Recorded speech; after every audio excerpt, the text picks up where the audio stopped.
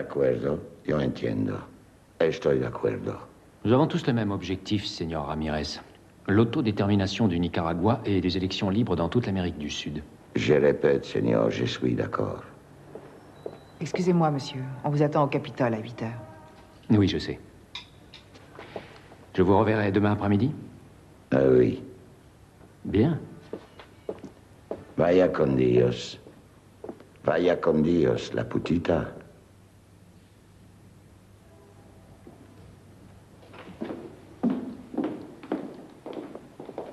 Eh bien, je crois que ça s'est bien passé.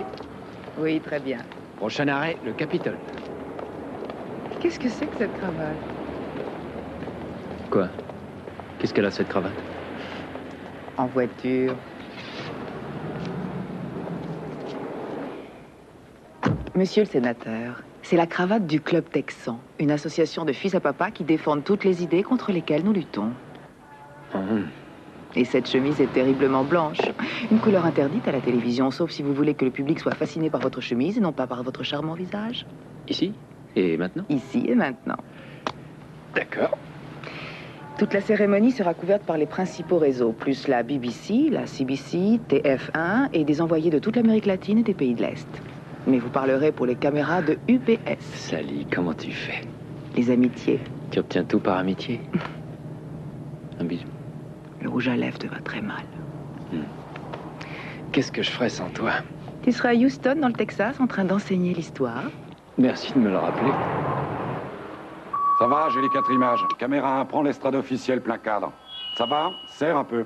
La 4, envoie-nous le plan découpé. Retour à la tribune, caméra 2. C'est le genre de roman où le lecteur aime voir des membres du gouvernement dans leur vie. New York, vous recevez les images? C'est super, Jack. Un véritable chef-d'œuvre. Ton héros du Nicaragua et le sénateur vont arriver? Tu peux en être sûr.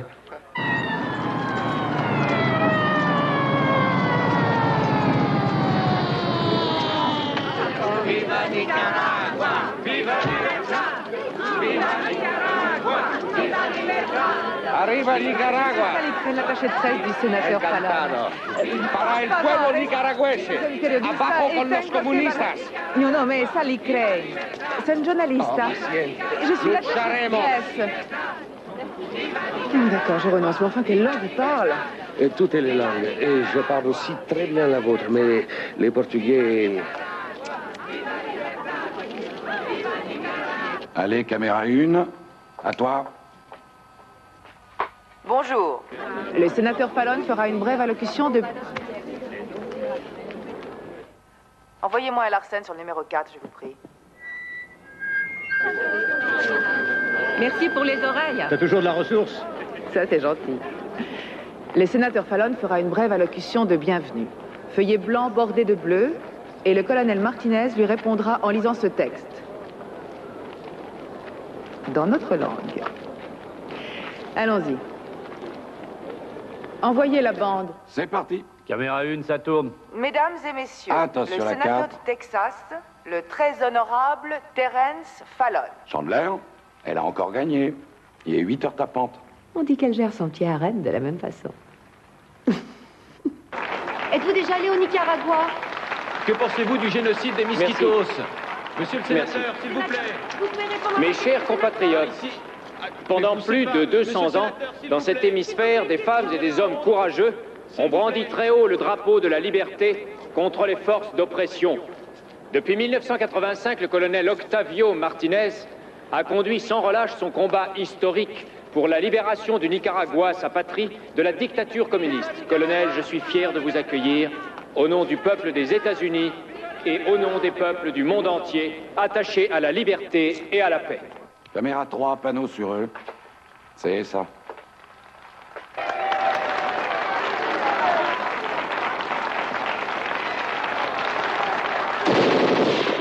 Non, tout de suite.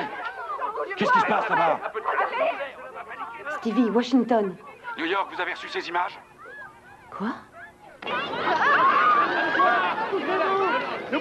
Sur le toit! Attrapez-le! Il est sur le toit!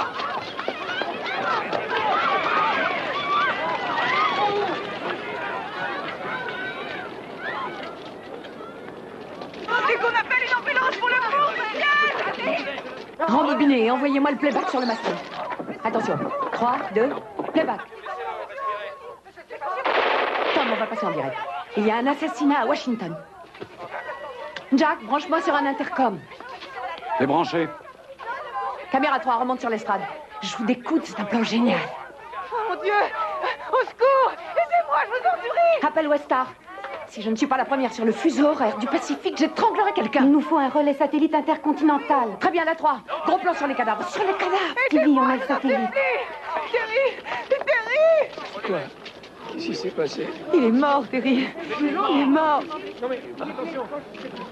Reste sur lui. Reste sur Fallon. Je vous en prie, monsieur, restez couché. Restez couché, c'est dangereux. Restez couché, je vous en prie.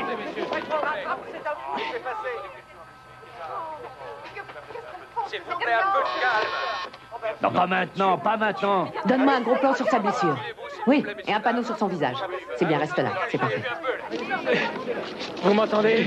Ouvrez-lui un micro. Quelqu'un m'entend là-bas? Allons-nous rester indifférents pendant que nos amis agonisent sous nos yeux? Cet homme n'était pas un politicien, c'était un homme simple et qui nourrissait un rêve aussi simple. Il voulait que ses enfants, que tous les enfants de la Terre puissent vivre libres. Chandler, tu reçois tout ça? Écoutez-moi. J'alimente les 3 fuseaux horaires. Nous sommes en direct sur tout le réseau de l'Atlantique au Il Pacifique. venait nous avertir du danger. Et il est mort en nous apportant la vérité. Son combat est notre combat. Sa cause est notre cause. Et il ne faudra pas que son rêve disparaisse avec sa mort. Jusqu'à quand en Amérique? Est-ce que des hommes purs et braves devront souffrir et mourir avant que nous ne consentions à les écouter? Jusqu'à quand allons-nous rester là en spectateurs? Jusqu'à quand faudra-t-il attendre pour relever notre tête et notre cœur et notre poing, afin que ces enfants, afin que tous les enfants puissent vivre en sécurité dans un monde en paix? Jusqu'à quand? Ça, c'est de la télévision. Le sénateur Terence Fallon, c'est lui qu'il nous faut. Parce qu'il est incapable? Parce qu'il est célèbre. Quel genre d'homme est-ce?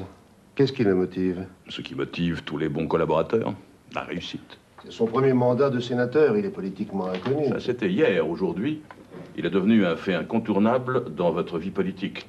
La télévision vient de le consacrer enfant chéri de l'Amérique. Nous avons déjà un vice-président. Vous ne serez jamais réélu avec Dan Eastman. Les sondages vous l'ont dit, le parti vous l'a dit, et moi, je vous le dis. Monsieur le Président, à mon avis, il faudrait laisser Fallon faire le discours d'ouverture à la Convention qui désignera les candidats la semaine prochaine. Les délégués lui offriront la 2e place par acclamation dès que le vice-président Eastman se serait élégamment désisté. Fallon désigné, nous gagnons le 2e mandat et Eastman s'éclipse et essaie de se faire oublier. On verra. Mais ça va très mal, on ne gagnera jamais. Dans 7 jours, la Convention élira ses candidats. Et ce Fallon est une vraie bénédiction. Dan Eastman, qu'est-ce qu'il devient? Ne faisons pas la fine bouche, Président. Un seul martyr suffit à cette campagne.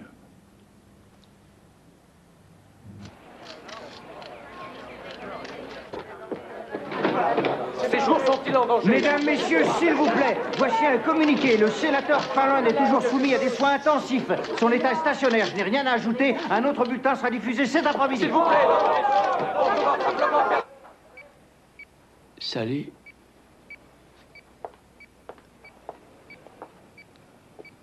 Ils t'ont réveillé. Je vais les faire évacuer. Non. Reste encore un instant. Comment je vais? Bien, rassure-toi. C'est grave ce que j'ai. Non. Dans moins d'une semaine, tu seras sur pied. Oh. Qu'est-ce qui t'est arrivé, mon Dieu? Je ne sais pas. Alors, comment la presse a réagi? Ils ont parlé de blessures superficielles? Ils disent que tu es un héros. Ah oui?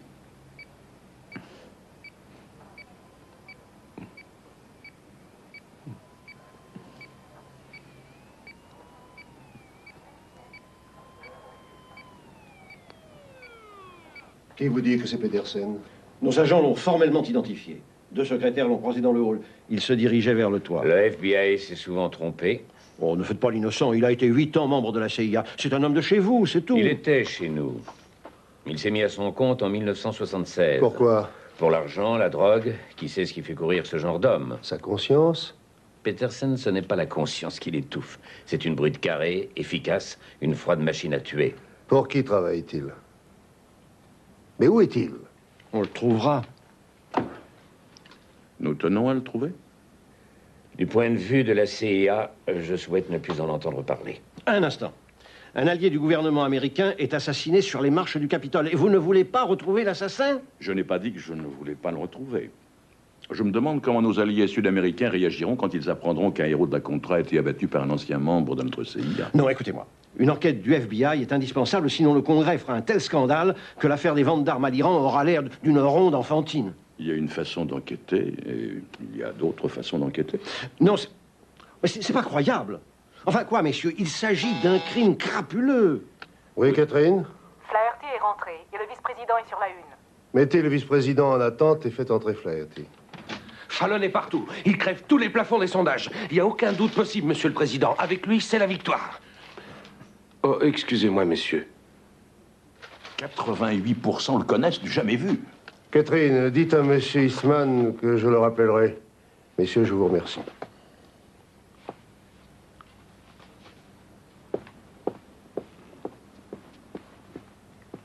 Qu'en pensez-vous? Il se laissera faire.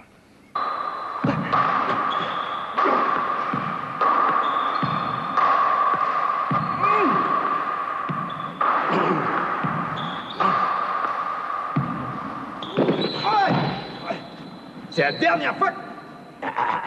T'es pas content, mais t'es pas contre. D'accord. Allez, encore une et je remonte travailler. Ah, attention, voilà le grand chef. Salut, patron. Vous devez être à votre poste jusqu'à 17h30. On prend notre pause déjeuner.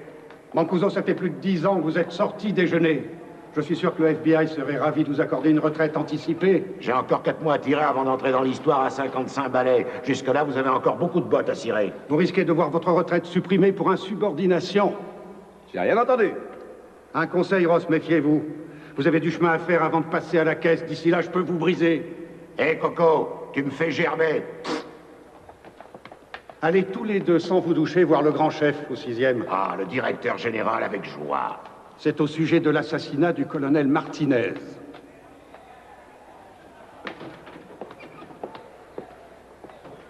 Hé!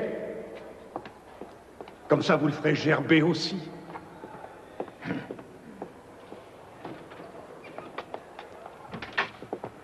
Ah, vous en avez mis du temps. Vous avez l'air de 2 épouvantails à moineaux. Oui, monsieur. Bon, vous asseyez pas là, vous allez abîmer le cuir. Oui, monsieur. Je veux dire, bien sûr. Mancuso, le FBI vous charge de l'enquête sur l'assassinat du colonel Martinez. L'agent Ross sera votre adjoint. Oui, mais je suis à la retraite dans quelques mois. Hein. Je suis au courant. Quand vous partirez, nous affecterons un autre cadre supérieur si l'affaire n'est pas résolue. Si? Vous conduirez cette enquête avec la plus extrême discrétion dans l'intérêt de la sécurité nationale. Faites pour le mieux, c'est tout. Vous pouvez disposer. Oui, monsieur.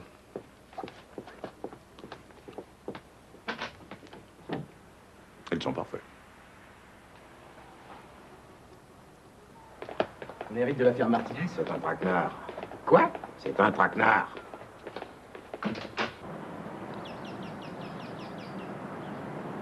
Vous avez vu les sondages? La cause est entendue. Eastman doit s'effacer. Nous avons quelqu'un pour le remplacer? Fallon. Nous avons Fallon. Nous avons cette chance. Mais Charles, pourquoi vous êtes-vous tellement entiché de ce Fallon? On ne sait pas grand-chose sur lui. Soyons réalistes, son impact médiatique est extraordinaire. C'est l'enfant chéri de la télévision.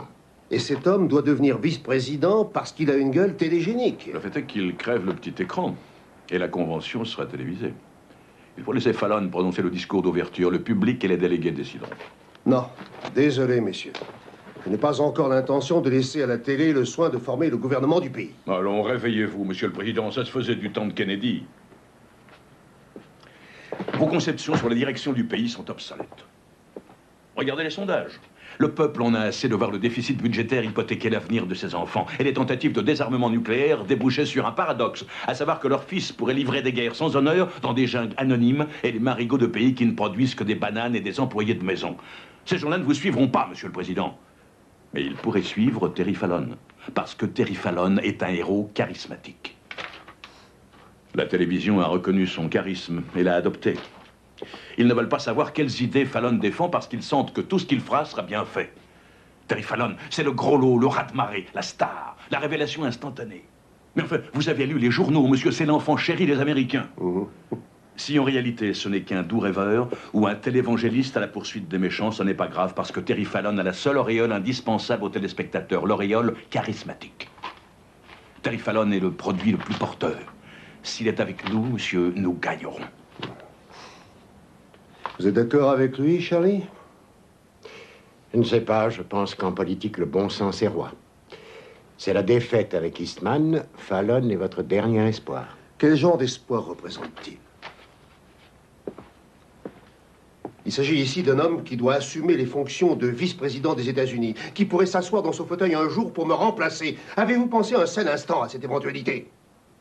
Vous êtes-vous demandé quelle sorte de président il ferait? Je laisserai ce jugement à l'histoire. Elle a bon dos, l'histoire. Ce n'est pas à vous de décider. C'est à moi.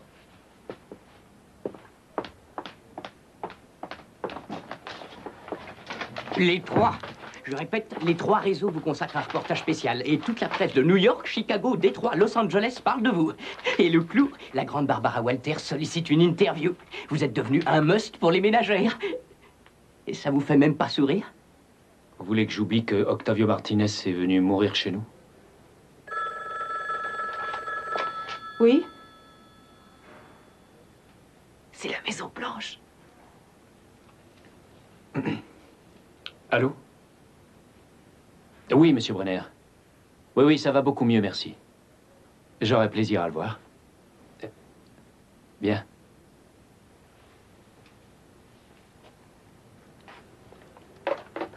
Eh bien?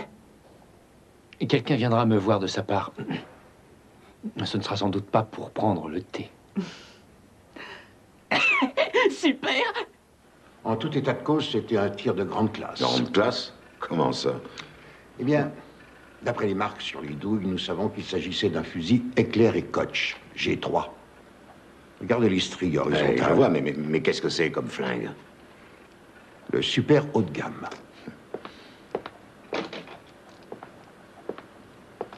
Automatique, il tire 10 coups à la seconde. Et il est fourni à qui? Uniquement à des spécialistes. Des spécialistes? Tireur d'élite de l'OTAN. Il envoie des balles ultra rapides. Un bon tireur peut, sans lâcher la gâchette, vider un chargeur dans le mille. Et il envoie quel type de projectile? Ce qu'on veut. Balle pointue, noyau creux, balle ronde, à revêtement téflon, à chemise d'acier. Ça dépend de la protection de la cible et avec quelle force on veut tuer. Et dans le cas de Martinez? La première balle aurait suffi. Le reste du chargeur n'a été que du pur sadisme. Cette dragée-là est une torride. Elle s'ouvre en 4 après avoir touché la cible. Ayant pénétré la chair par un trou minuscule, elle vous met les entrailles en charpie. Fallon ne connaît pas sa chance. Voici les douilles. J'ai encore des choses à vous montrer en sérologie, si cela ne vous ennuie pas trop. Ces douilles ont déjà servi? Ce sont des recharges. Les pros font leur propre cartouche. Celle-ci n'est pas pareille, elle est noire. Même calibre, douilles différentes, c'est très bon. Quoi d'autre, docteur? Quoi d'autre? J'ai procédé à l'autopsie de Martinez. Vous voulez le résultat? Ah non, sans façon. Quelqu'un l'a abattu et puis il est mort. Martinez devait mourir, en tout cas. C'est-à-dire? On lui a fait un prélèvement ADN.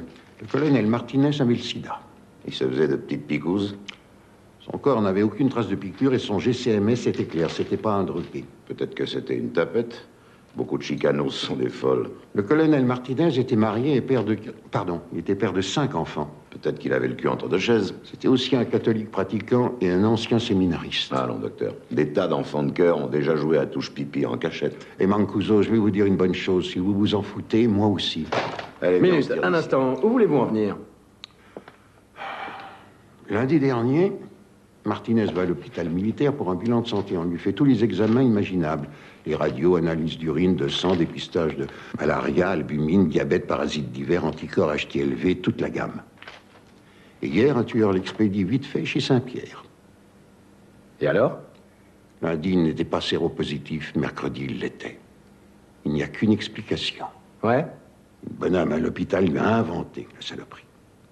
Ah, joli.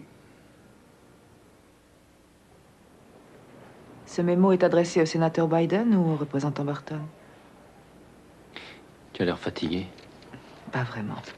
Viens, approche. Si tu sortais d'ici très discrètement pour nous rapporter 2 grands cornets de glace noisette. Je ne suis pas contre, mais il y a des gardes dehors. Oh, tu sais ce que j'aimerais maintenant encore plus qu'une glace noisette? Quoi? Être rasé de près. Tu es beau comme un astre.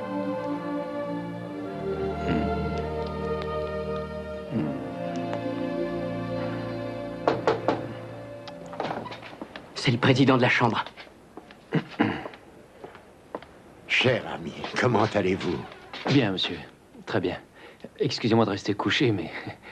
Sally, une chaise pour monsieur MacDonald. Inutile, merci, ça ira. Vous souffrez beaucoup? Non, pas vraiment, ça peut aller. Pouvons-nous parler en tête-à-tête? Sally. Merci, Sally. C'est fantastique, non?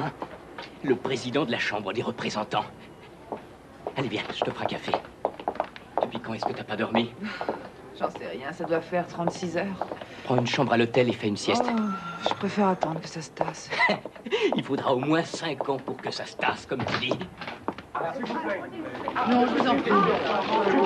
Non, non.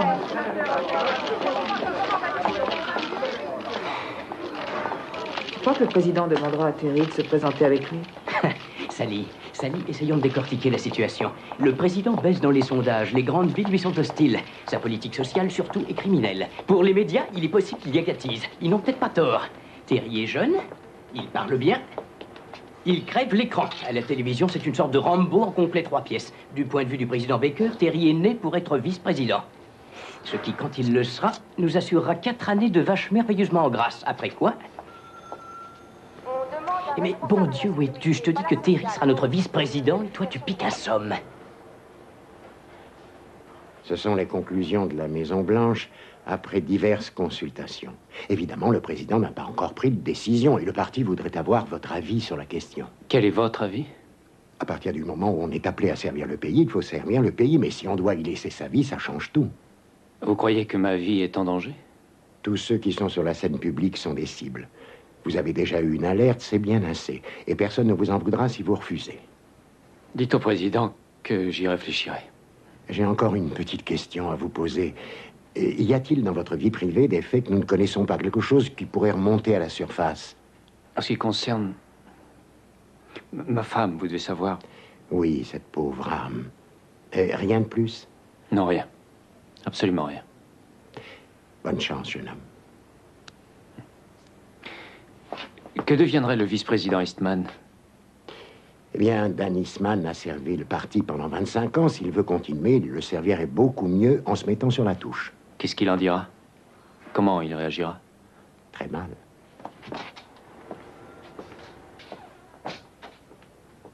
Bonne nouvelle, votre cote n'a pas bougé.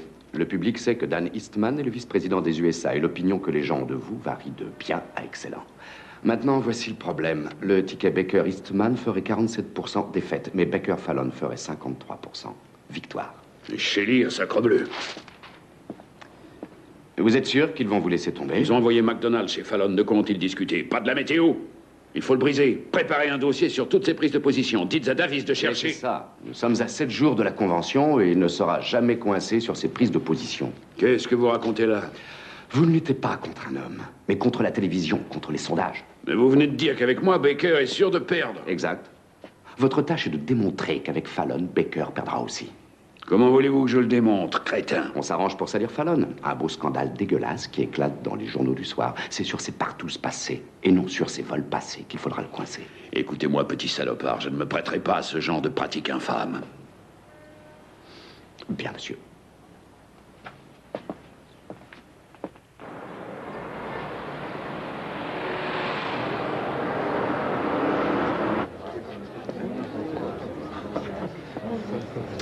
J'essaierai d'arranger ça. Mais vous me rendrez service. Messieurs. Excusez-moi. Tu as une minute? Général. Où en est-on avec le FBI? Ça y est, c'est fait. Et le rapport d'autopsie? On l'a modifié. Cela pour raison humanitaire. Bien. Il ne reste plus, si tu veux avoir Fallon comme vice-président, qu'à liquider Peterson.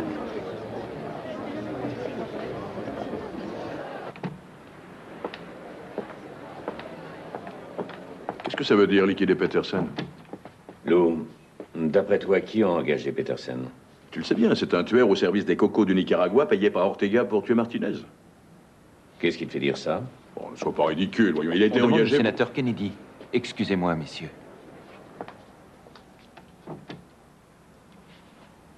Tu crois sincèrement que le gouvernement du Nicaragua a envoyé Peterson assassiner Martinez? Ben, naturellement. Et il fait un parfait assassin. Il est américain, du CIA. Martinez vient aux États-Unis, Peterson l'attend et là-bas sur les marches du Capitole, à 3000 km du Nicaragua.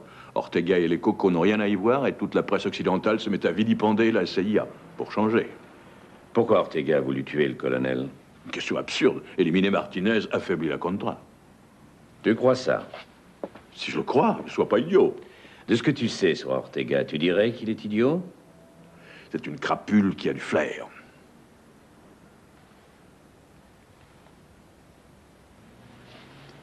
Mais enfin, de quoi parle-t-on? Il y a dans ton hypothèse deux contradictions. Ortega sait que l'assassinat de Martinez n'affaiblira pas la Contra. Et quoi qu'en pense la presse occidentale, Peterson n'est pas notre homme. Nous le savons. Et Ortega sait que nous le savons. Est-ce que tu veux dire qu'Ortega n'a pas engagé Peterson? Il l'a engagé, effectivement, mais pas pour descendre Martinez. Pas pour Martinez? Alors qui devait-il tuer? Fallon. Voilà. J'ai passé la demi-heure conventionnelle à ce cocktail. Tu viens? Je te ramène en voiture à ton bureau. Tu crois vraiment que la cible de Peterson était Fallon? Tu oublies ce que t'a enseigné Sherlock Holmes. Une fois éliminé l'impossible, ce qui reste est une solution. Elle peut paraître improbable, mais elle existe. Quand il parle de l'Amérique latine, Fallon en fait un peu trop. Depuis qu'il est entré au Sénat, il s'active pour qu'on reprenne l'aide au Contras en armes et en argent. Et à long terme, Fallon est plus dangereux pour Ortega que Martinez. Admettons que tu as raison. Crois-tu que Peterson remettra ça avec Fallon? Il est payé en dollars. Il ne le sera que sur des résultats. Fallon nous est très précieux. Il faut le garder. J'en conviens. Mais c'est une illusion de croire que la sécurité absolue existe. Ortega a le flair qu'il faut pour voir que Fallon est bien parti pour la vice-présidence? Un flair ou pas, il lit les journaux. S'il est décidé à neutraliser Fallon, il sait qu'il ne peut plus se permettre un échec. Alors qu'est-ce qu'il faut faire? Il n'y a pas 36 solutions. Intensifier le combat. Démontrer à Ortega que Fallon n'est pas son seul ennemi. Le convaincre qu'il ne changera pas la politique étrangère des États-Unis en faisant tuer un sénateur. Très bien. Si Ortega veut nous posséder, c'est nous qui le posséderons. Ça exigera beaucoup d'argent. Beaucoup d'argent que le Congrès nous refusera. Tu auras l'argent. Comment? Par des sources privées. Ne t'en fais pas, mon vieux. On t'a déjà financé, on continuera. Tu es vraiment décidé à tout pour garder ta place? À tout. Et plus encore. Alors, qu'est-ce que t'en penses? Je pense que c'est pourri. Quelqu'un lui injecte le sida, ensuite Peterson le tue. 2 meurtres, une seule victime. Ça, c'est une première. Oui, et les grosses huiles sont dans le coup. Hein? Le gars dans le bureau du grand patron, Brenner, il est à la Maison Blanche. Bon, on fonce dans quelle direction? Pourquoi en prendre une plutôt que l'autre? Explique-toi. Travail de routine et paperasserie, c'est tout ce qu'on nous demande. Arrête, tu plaisantes. Réfléchis. Ils mettent un jeune et un vieux briscard Décati sur un coup pareil. S'ils voulaient aboutir, ils auraient affecté toute une division. Ça m'est égal. Moi, je veux essayer de trouver. C'est ça, on va essayer. Le seul ennui, c'est qu'on est en présence de 2 groupes d'affreux. Et j'ai l'horrible impression que l'un d'eux nous attend au tournant. Je vais te dire, petit, si nos gouvernants étaient aussi droits qu'ils le disent, il ferait bon vivre chez nous.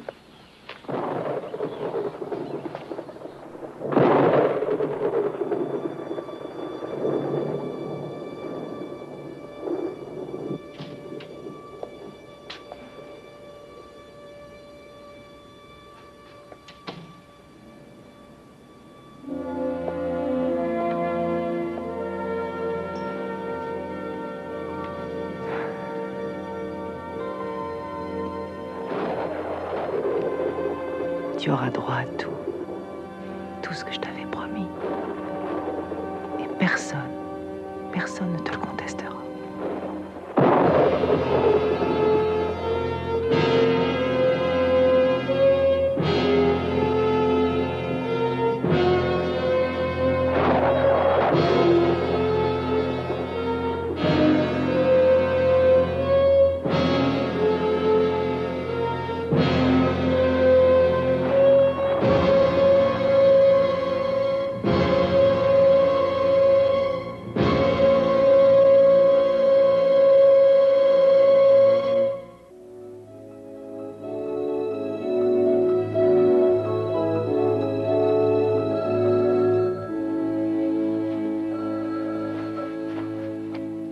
Oui. T'es là? Oui, je suis là. Chris? Tu sais qui m'a dragué? Ben Wyckoff, c'est inimaginable. Le porte-carton de Eastman? Tu as raison, c'est inimaginable. Il ronfle en ce moment là-haut, c'est très émouvant. Mais il m'a toujours semblé hétéro. Ma chérie, tu n'es pas qualifiée dans ce domaine, j'ai peut-être réveillé la bête en lui. Je suis parfois tellement folle. Chris! Devine de quoi il voulait parler. Devine, tu donnes ta langue au chat. De Terry? Terry, rien que Terry. Combien il l'admire, combien il le respecte, combien il aimerait faire partie de son équipe quand il sera vice-président. Chris, j'espère que tu ne lui as rien raconté. Tu crois que je ne sens rien quand un type veut me baiser? Maintenant, écoute ça. Wyckoff, cette source sûre que Terry Fallon a le cerveau atrophié par l'hémorragie. Il est inapte à toute activité, un légume. Cerveau atrophié? C'est ridicule. Peut-être, mais c'est ça qu'on servira au pays avec le café du matin. Nous vivons dans les brouillards putrides. Qui aurait pu lancer une rumeur pareille? Je te dis qu'il est là-haut et qu'il ronfle comme un ange. Qu'est-ce qu'on fait pour la conférence de presse? Pas dans sa chambre. On va sortir Terry de l'hôpital avant qu'il n'affronte les caméras. Tu es ici dans combien de temps? Oh, trésor, mais je voulais monter prendre un petit déj en amoureux. Dans 20 minutes. Oui, madame. Stevie, c'est Sally Crane sur la une. Chandler. Stevie, salut, c'est Sally. Écoute, j'arrive par l'avion de ce matin. Est-ce qu'on pourrait se voir? C'est possible. Appelle-moi en arrivant. Souviens-toi que tu me dois une exclusivité avec Fallon. Stevie, je suis désolée. Sally, tu étais d'accord. C'est moi qui ai couvert l'assassinat en direct. Tous les autres médias ont suivi. Tu l'as eu, ta pub, depuis la BBC jusqu'à la Pravda. Alors je crois que j'ai gagné cette exclusivité et je la veux. Terry est une grosse vedette. Je risque de me faire écharper par les autres. D'accord. C'est quoi cette histoire de cerveau atrophié? Bourrage de crâne. Prouve-le. Nous quittons l'hôpital à 7h30. Préviens quelqu'un d'autre? Personne. On sera là.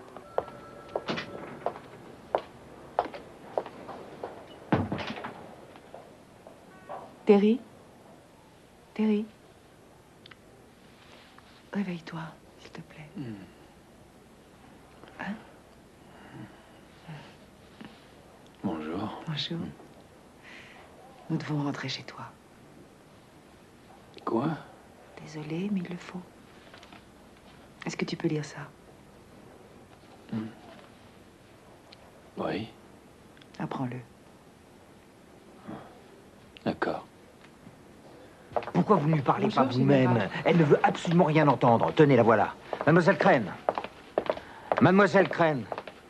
Il est tout à fait inconcevable de déplacer M. Fallon dans son état.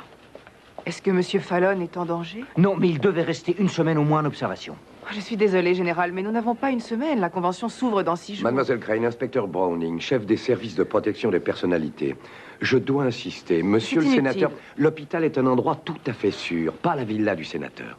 Tiens, depuis quand la villa du sénateur est-elle classée zone dangereuse? Monsieur Fallon a été placé sous la protection des services secrets.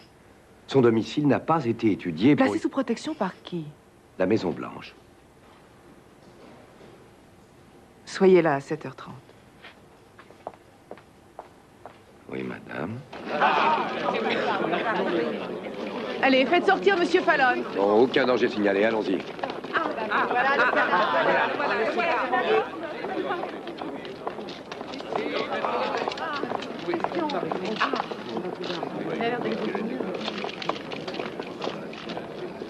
Très bien.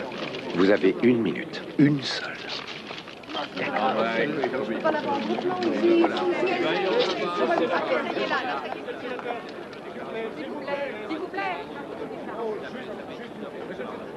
Aujourd'hui, tous les Américains pleurent la mort d'Octavio Martinez. C'était un patriote, et un héros pour les peuples libres du monde. Je vais m'adresser à ses frères d'armes dans la jungle. Estará vengada su muerte. Son meurtre sera vengé. Et à vous tous qui avez exprimé tant de soucis à mon sujet, je vous remercie. Que Dieu vous bénisse. Cette blessure n'est rien. C'est un honneur de la porter. Maintenant, qu'est-ce que vous comptez faire? Désolé. Quelle sera votre étape suivante? Je vais aller à la convention. Vous aussi, non? Oui, mais en attendant... Le sénateur Fallon devra se reposer pendant quelques jours encore. Il assistera à la convention de son parti en tant que représentant de la délégation texane. Ce sera tout.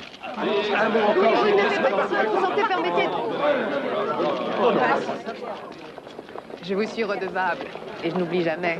Moi non plus.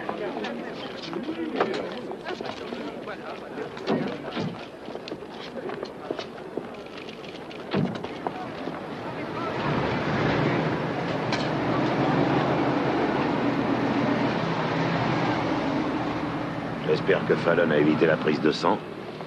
Arrête tes conneries, Nick. Allez, viens, qu'on en finisse avec tout ça.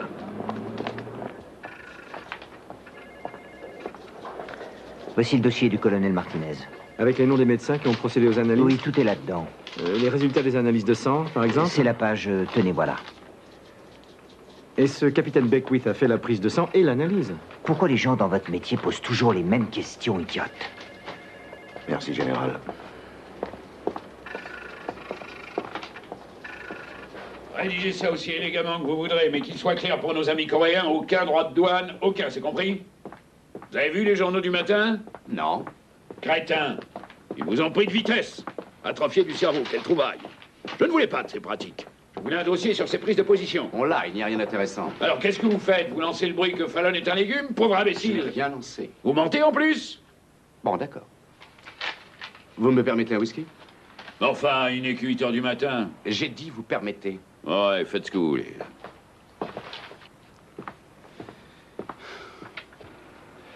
Laissez-moi vous parler de notre ami, le sénateur Fallon. À nos succès.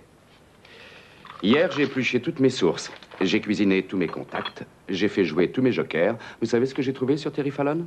Quoi? Rien du tout. Pas une saloperie. Au fait, bon sang. Terry Fallon enseignait l'histoire à Rice. Il y a 10 ans, il était prof d'histoire dans un trou perdu près de Houston, au Texas. Il était candidat au conseil municipal. Le voici au Sénat.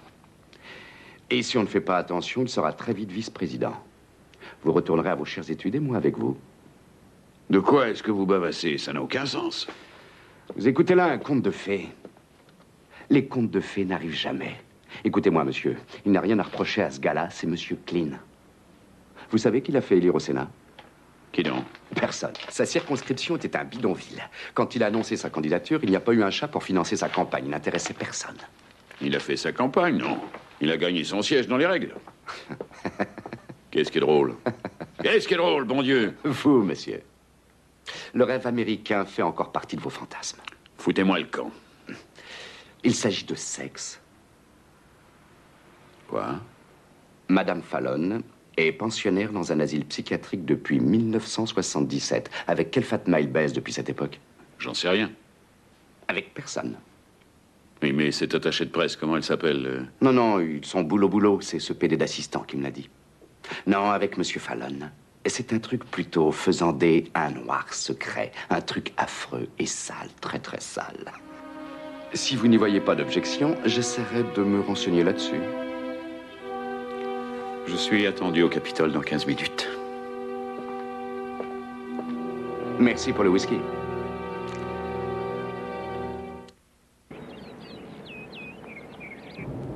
« 33,94, 33,96.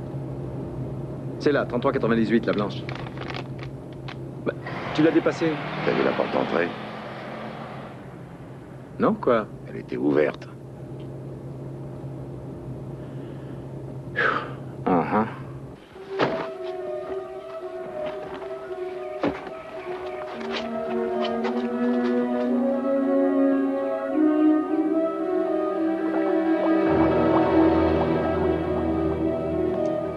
C'est la merde.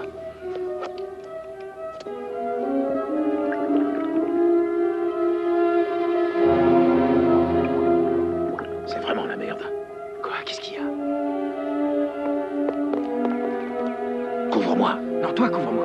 t'ai dit de jamais te porter volontaire. Et je t'ai dit que j'étais un aventurier.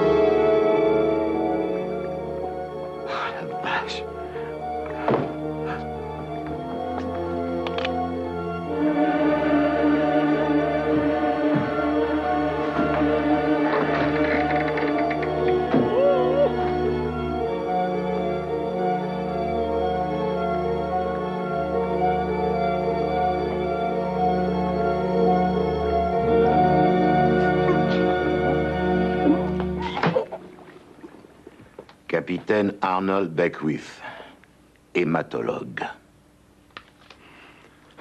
Il est mort? Ah, il est plus mort que mort. Dans l'atelier.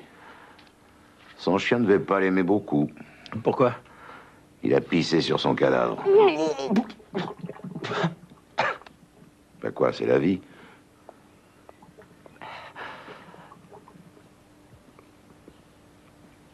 Qu'est-ce qui s'est passé ici?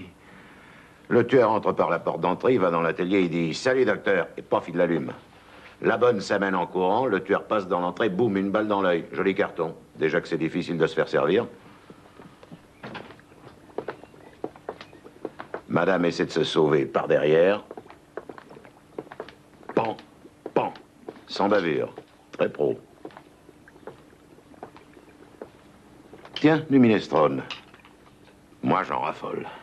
Je parie qu'il est délicieux en plus. Qui a organisé ce carnage? Si l'un de vous bouge un doigt, il est mort. Devinez, les gars, on va se rendre.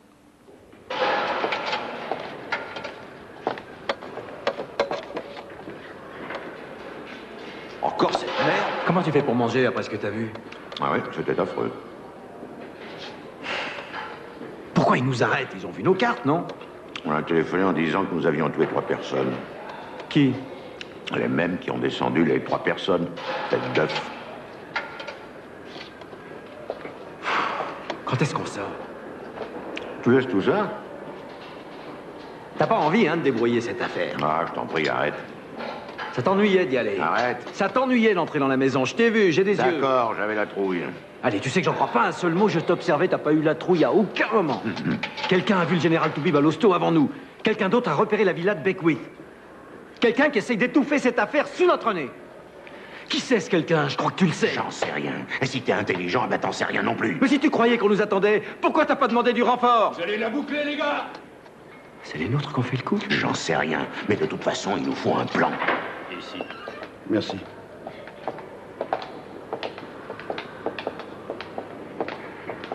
Tiens! C'est vos hommes. George Bartlett filtre le trafic devant la maison. Allez le relever.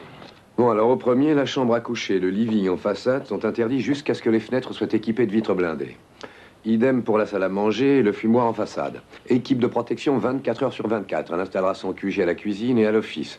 D'où le standard téléphonique fonctionnera. Si vous négligez nos consignes, vous mettrez votre vie en danger. Vous m'avez bien compris? Oui.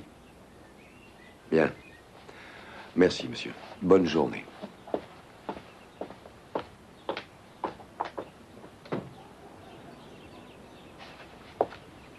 Tu t'en vas? Je croyais que tu allais dormir. Non. Ah, Terry, tu te sens bien? Oui. J'aurais pu y laisser ma peau. 3 ou 4 centimètres à gauche, et j'y serais passé aussi comme Martinez. Tu n'as plus rien à craindre maintenant. Après la convention, on partira en vacances. On ira à Padre Island.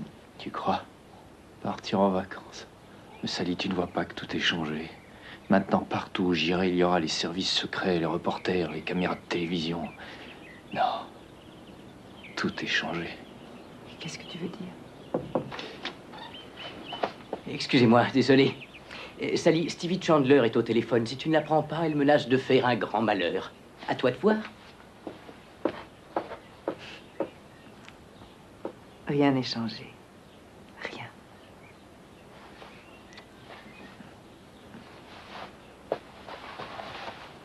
Il ne t'épousera jamais. Ça suffit, Stevie. Sally, je suis Stevie Chandler, ta copine de toujours. Tu te souviens, on s'échangeait nos soutiens-gorge. Les tiens étaient trop petits. J'espère que tu n'as pas divulgué mon secret intime. Écoute, chérie. Sa légitime vit dans un asile depuis plus de 12 ans. S'il voulait divorcer, il l'aurait certainement fait depuis longtemps. J'ai entendu dire que Baker allait larguer Eastman et mettre Terry sur son ticket. Stevie, ce sont des ragots. Ouais. Mais à Washington, certains ragots ont le chic de devenir des pages dans l'histoire des États-Unis. Il est rare qu'un vice-président des États-Unis répudie sa femme. Surtout si c'est une malheureuse handicapée. Tu sais ce que je ferais à ta place? Je me trouverais un charmant jeune cadre qui ignore tout de la télévision et de la politique. Ce serait même drôle de tomber sur un garçon pas encore en âge de voter. Il faut que j'aille faire des courses. Non, attends un peu, attends. Vous voulez nous excuser, je vous prie? J'aimerais que tu réfléchisses un moment sur ton propre avenir. C'est pour ça que tu as pris l'avion jusqu'ici, un souci fraternel? Mais depuis quand est-ce que tu as ôté le mot amitié de ton vocabulaire? Je te demande pardon. Ces derniers jours... Oui, je comprends. Stevie, s'il te plaît, dis-moi... Depuis l'école de journalisme, est-ce que j'ai changé? On a tous changé, ma biche, c'est pas catastrophique. Tu sais de quoi je parle. Tu veux dire si tu es devenue une pute rouée, impitoyable, qui ne recule devant rien pour arriver à ses fins et qui écrase tout et tout le monde pourvu qu'elle y gagne? Sally, on en est tous là. Quoi, tu as cessé de lire Cosmo? Sois sérieux. D'accord, je vais être sérieuse. Tu te payes une super aventure amoureuse avec un homme marié. C'est ton affaire. Cet homme sera sans doute le prochain vice-président. Et du jour au lendemain, ça devient l'affaire du pays tout entier. Si les canards à scandale s'en saisissent, ils te mettront en pièces. C'est ta façon toujours charmante de me dire que tu vas tout dévoiler. Moi? Non, sois pas idiote. Je suis seulement venue te mettre en garde. Après l'affaire de Gary Hart, tu te doutes bien que Terry Fallon sait qu'avec une histoire d'alcôve, il a tout à perdre. S'il était malin, il te larguerait en douceur. Sally, cet homme-là va te briser le cœur. Non, rassure-toi. Vous laissez alpaguer par des flics de quartier et c'est moi qui devrais payer pour les conneries que vous faites. On n'y est pour rien. Il n'y a rien là-dedans sur le sida. Si, c'est là, je l'ai lu. Ah oui. Eh bien, montrez-moi.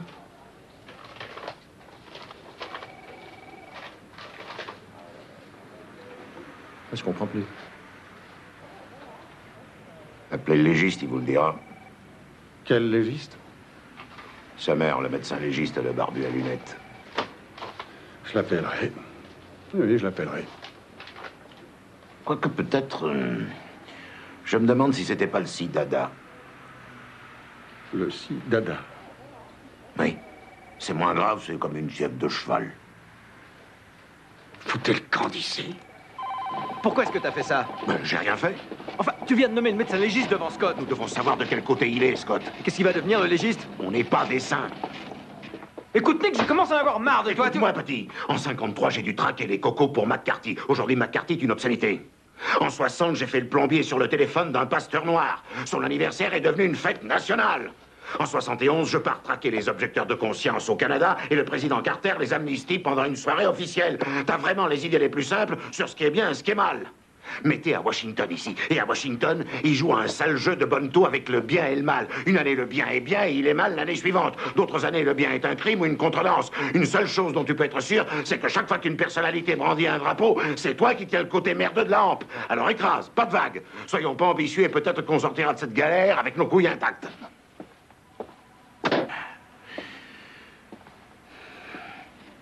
Je me demande si tu crois à quelque chose. Je crois en beaucoup de choses, oui, beaucoup plus que tu imagines. Mais l'homme, j'y crois pas. Il n'y a pas de héros. Il n'y a que des sandwichs.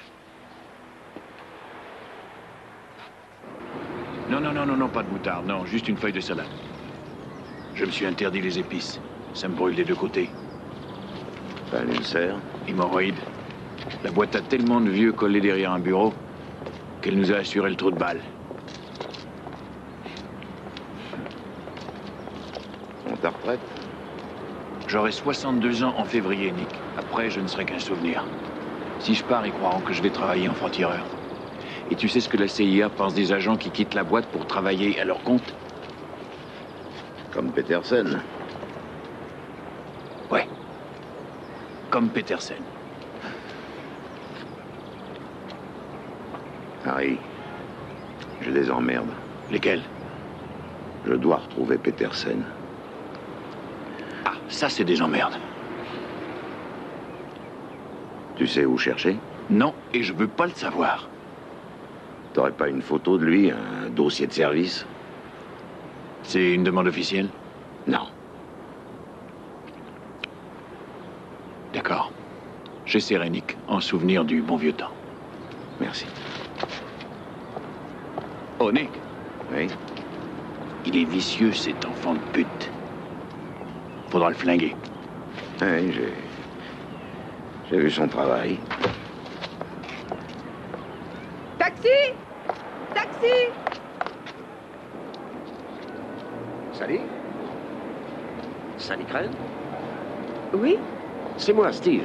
Steve Thomas de Emery. En 72, le Disco Palace. Votre ami Annie sortait avec Jerry Comer. Oh, cette chère Annie. J'ai l'impression que ça fait un siècle. Alors on déjeune ensemble? Eh bien, non, en réalité... Faut manger pour vivre. Oui, après tout. Ma voiture est à côté. À nos retrouvailles. Tu es démoniaque.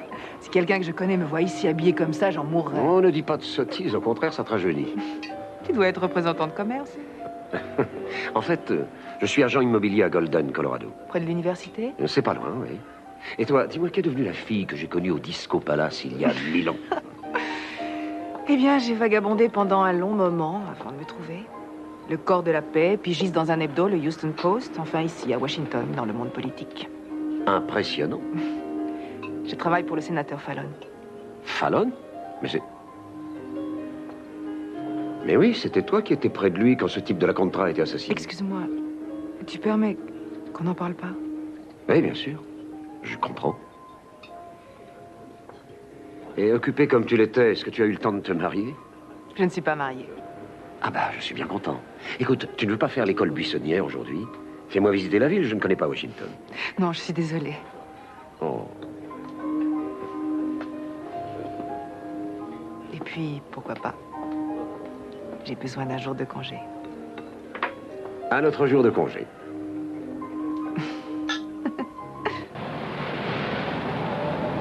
Oh, Nick, sur quoi tu travailles? Un truc mouse? Oui, c'est une mission très importante. Oh, c'est pas vrai. Raconte-moi ça. Une bande de malfrats s'amuse à voler les préservatifs dans le distributeur du président. Non, c'est pas vrai, Dick. Authentique? Les préservatifs du président? Les gens ne respectent plus rien. Bière, brune, pression. Qu'est-ce que t'as trouvé? Le Toubib est parti en vacances.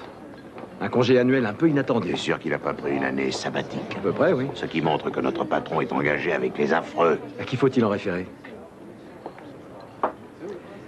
À personne. Ils vont nous descendre? Si on pousse le bouchon trop loin, sûrement. Il leur faut 4 mois de bureaucratie, après quoi je serai installé au vert, tu seras transféré, et la piste se perdra corps et bien dans l'océan des archives. D'ici là, on nous dit de chercher ailleurs. Chercher quoi? Le mec qui a effacé Martinez. Et qui nous dit ça? Tu tiens tellement à le savoir. Oui! Tête d'œuf.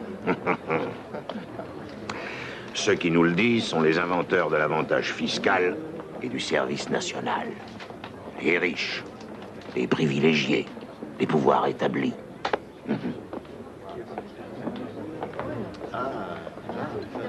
Une autre fois. Je ne reste pas à Washington plus de 5 jours et 5 nuits.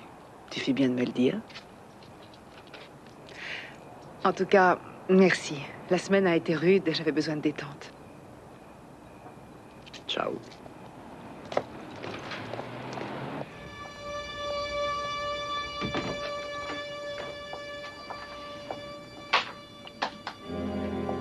Qui êtes-vous? Mancuso, FBI. L'adresse de votre bureau?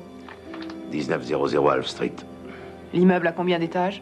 18 plus 3 étages de parking.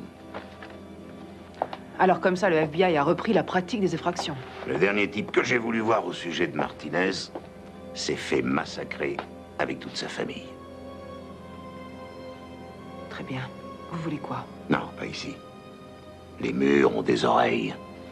On va faire un peu de tourisme. Vous venez? Pourquoi Fallon aime tellement les Mexicos basanés? Pardon? Vous employez des termes que je n'aime pas beaucoup. Très bien, je retire. Le sénateur est convaincu qu'on aura la paix dans cet hémisphère que si les États-Unis soutiennent les peuples. Ah ouais, d'accord, je vois ce que c'est. Le sénateur est du genre libéral. Comment se fait-il qu'il soit copain avec la Contra? Vous êtes pour quelle politique, monsieur Mancuso? Moi? J'ai pas voté depuis que Truman nous a gagné la guerre. Très bien. Qu'est-ce que vous cherchez? Une piste. Et si j'avais une piste à vous donner?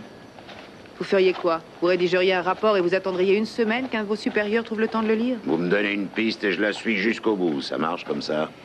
Je préférerais parler directement au chargé de mission. C'est moi, le chargé de mission. Mais qu'est-ce que vous êtes coincé? C'est le plus important crime politique de la décennie et c'est vous qu'on charge de démasquer l'assassin. Oh. Oh, excusez-moi, je sais que la justice est aveugle. J'ignorais qu'elle fût stupide. Ça vous amuse beaucoup? D'accord. Vous voulez une piste? J'ai peut-être ce qu'il vous faut. Ce matin, un homme m'a abordé dans la rue. Un camarade de lycée, soi-disant. Gentil, amical. Il dit habiter à Golden, Colorado, près de l'université. Et alors? Il n'y a pas d'université à Golden. Elle est à Boulder. C'est peut-être une piste, peut-être rien. Peut-être aussi un petit reporter qui cherche à glaner des confidences intimes sur le sénateur Fallon. Il y aurait des confidences intimes à glaner? Non. Vous baisez ensemble? Dites donc, espèce de vieux... D'accord, d'accord, vous baisez avec lui. D'ailleurs, je m'en tape. Je vous interdis... Ça va, vous l'aimez d'amour. Mais ça ne vous regarde pas. C'est ce que je dis, madame. J'en ai rien à foutre. Il s'appelle Steve Thomas. Il est descendu au Mayfair Hotel. Un instant. Allez, on va passer un coup de fil.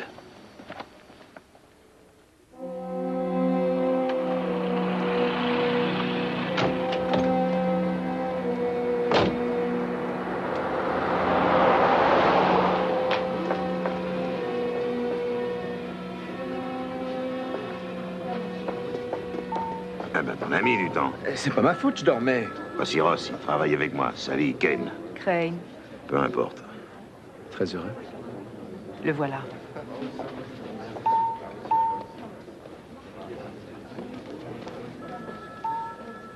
Est-ce qu'il vous a repéré? Non. Très bien.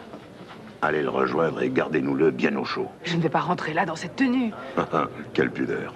Restez avec lui, ne le lâchez pas. Donnez-nous assez de temps pour fouiller. Fouillez quoi? Sa chambre. À quoi vous pensiez? À son slip? Désolé, messieurs. J'ai dit que je vous le montrerai. Chère madame, vous voulez savoir qui a refroidi Martinez ou pas? Il vous faut un mandat. Il nous faut un mandat si on se fait cueillir. Très bien. Mais pas plus de 15 minutes. S'il essaie de me toucher, je vous dis adieu. Ok. Je fouille, tu surveilles. Je fouille, moi je suis soigneux. D'accord. Chambre 714. Une sonnerie et tu te tailles. Vu.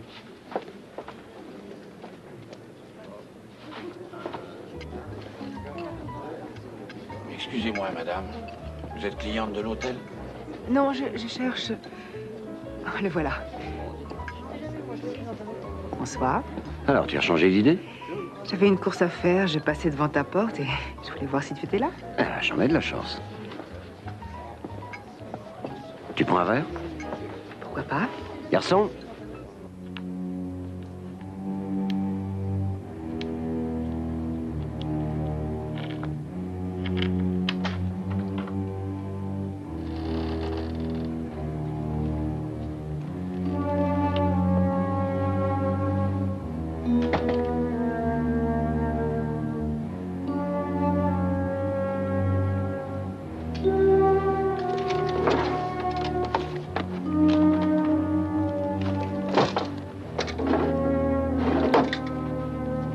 Whisky glaçon, ça marche.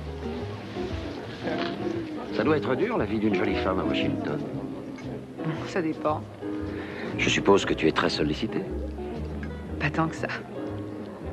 Hein, ça ne doit pas être très facile de trouver l'âme sœur. La personne qui nous complète. Pas seulement à Washington. Oui, tu as raison. Rien de tel que les vieux copains. Tout à fait. Eh bien, aux vieux copains.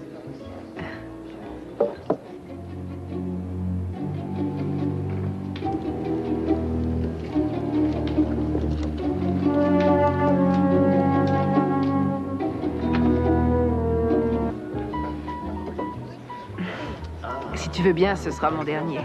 Je travaille demain. Mais la soirée ne fait que commencer. Aux longues nuits blanches. Sally, que dirais-tu si on allait continuer dans ma chambre? Ça va être difficile. Je t'en prie, rien qu'une petite heure, sois gentil. Et je t'ai dit qu'il faut que je rentre. Il n'est que 11h30, tu rentreras à minuit, la grande affaire. Il est tard, Steve. Mais alors, qu'est-ce que tu es venu faire? Je t'ai dit que j'étais dans le quartier, je m'habille, je ne savais descends pas et tout que... ça. Pourquoi? Nom de Dieu! Sale pute! Porca miseria.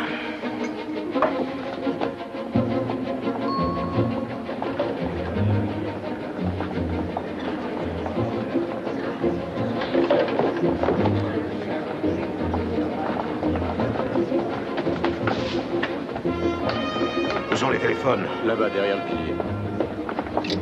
Tu comprends, j'ai une réunion. Merde! Désolée, j'ai rien pu faire. Vous rentrez chez vous et oubliez tout ça.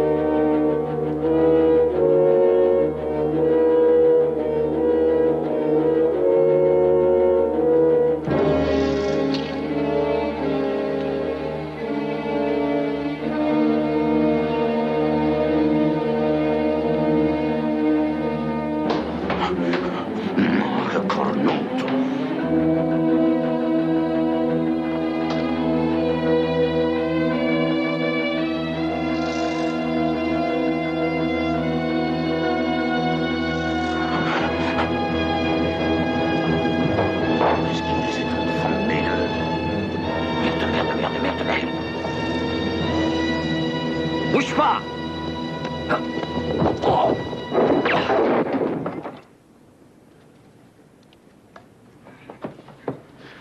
Tu devais sonner une fois, pourquoi tu l'as pas fait? Quel merdier. Bon Dieu, mais qu'est-ce qui s'est passé? Il a failli me tuer. Son arme s'est retournée contre lui. Alors quoi, tu vas plaider la légitime défense? Et toi, où t'étais? J'ai dû monter à pied. Portefeuille. Où est son portefeuille? Mais qu'est-ce que tu fous? Nous devons identifier ce guignol. Laisser un vol à main armée à l'intention des flics. Inutile, inutile, Nick. Je vais te dire qui c'est, ce type. Regarde.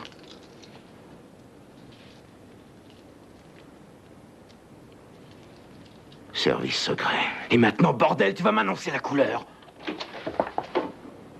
Oh, mon Dieu! Fermez la porte! Fermez cette putain de porte! Je vous ai dit de rentrer chez vous, vous ne savez rien. Vous l'avez tué. Ah, il nous a pas laissé le choix. Allez, sors là d'ici. Allez! Venez, je vous accompagne au bar. Mais non, pas au bar. Descendez au garage, au 3e sous-sol, attendez-moi là. Dis-lui de fermer sa gueule. Allez, allez, tirez-vous.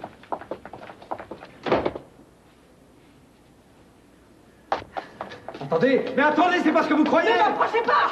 Il est tombé sur son arme, le coup est parti, voilà, c'est tout. Écoutez-moi, c'est un agent du service secret. Quoi? Oh non. Non. Quoi? Ils veulent attaquer Fallon à travers moi. Il ne faut pas lui parler de ça.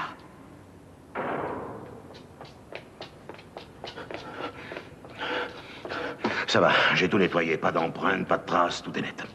Bon, rentrez chez vous, dites vos prières et allez dormir. En vous réveillant demain, vous oublierez que vous m'avez rencontré ou que vous avez mis les pieds dans cet hôtel. Et je me fais inculper pour complicité dans votre crime. Vous êtes déjà complice, ma chérie. Vous avez attiré le client au bar. Vous saviez qu'on allait fouiller sa chambre sans mandat. Comment les flics vont prendre ça, sans compter les journaux? Nick, tu calmes. Vous ne savez pas jouer à ce jeu-là. Quand on perd à ce jeu, on meurt. Alors vous la bouclez. Nick! Quoi? Je comprends enfin quel salopard se cache derrière ta grande gueule. C'est possible.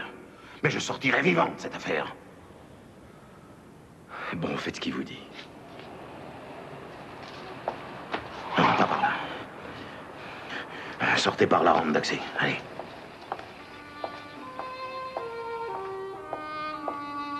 Et n'oubliez pas, si on tombe, vous aussi.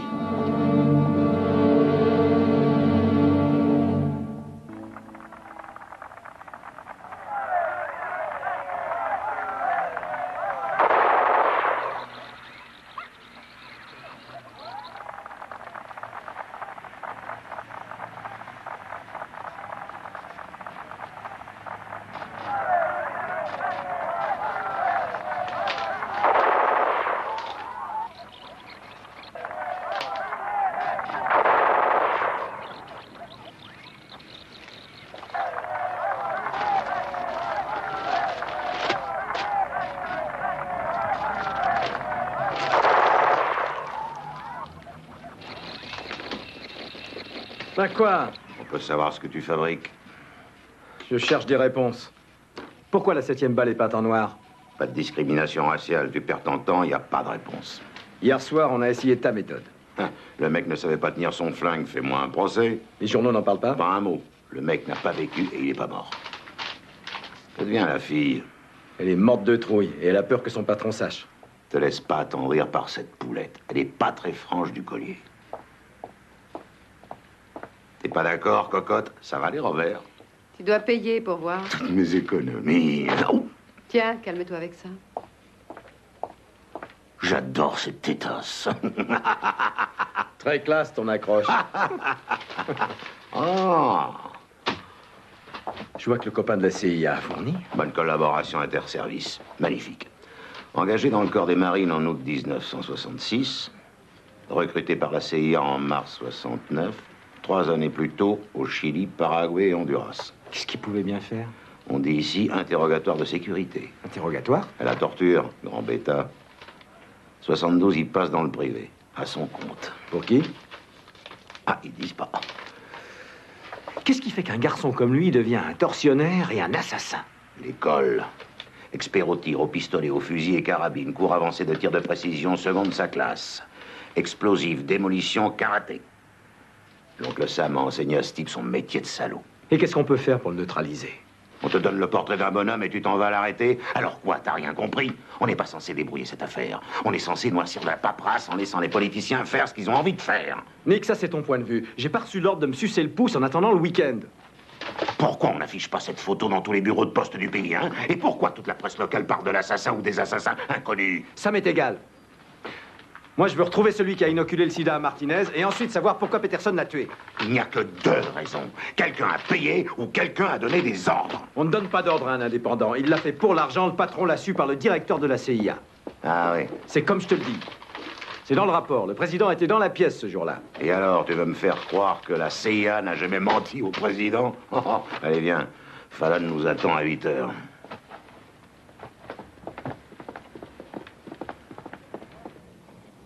Bonjour. Bonjour.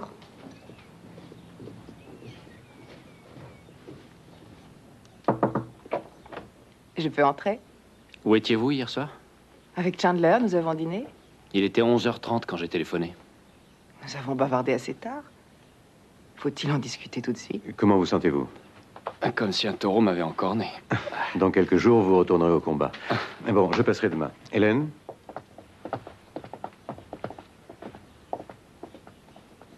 Je t'ai posé une question. Mais Terry, Où étais-tu? je t'en prie. Terry, qu'est-ce qui se passe? Tout d'un coup, nous sommes devenus des étrangers. J'ai simplement demandé où tu étais hier soir. De cette façon, devant une infirmière?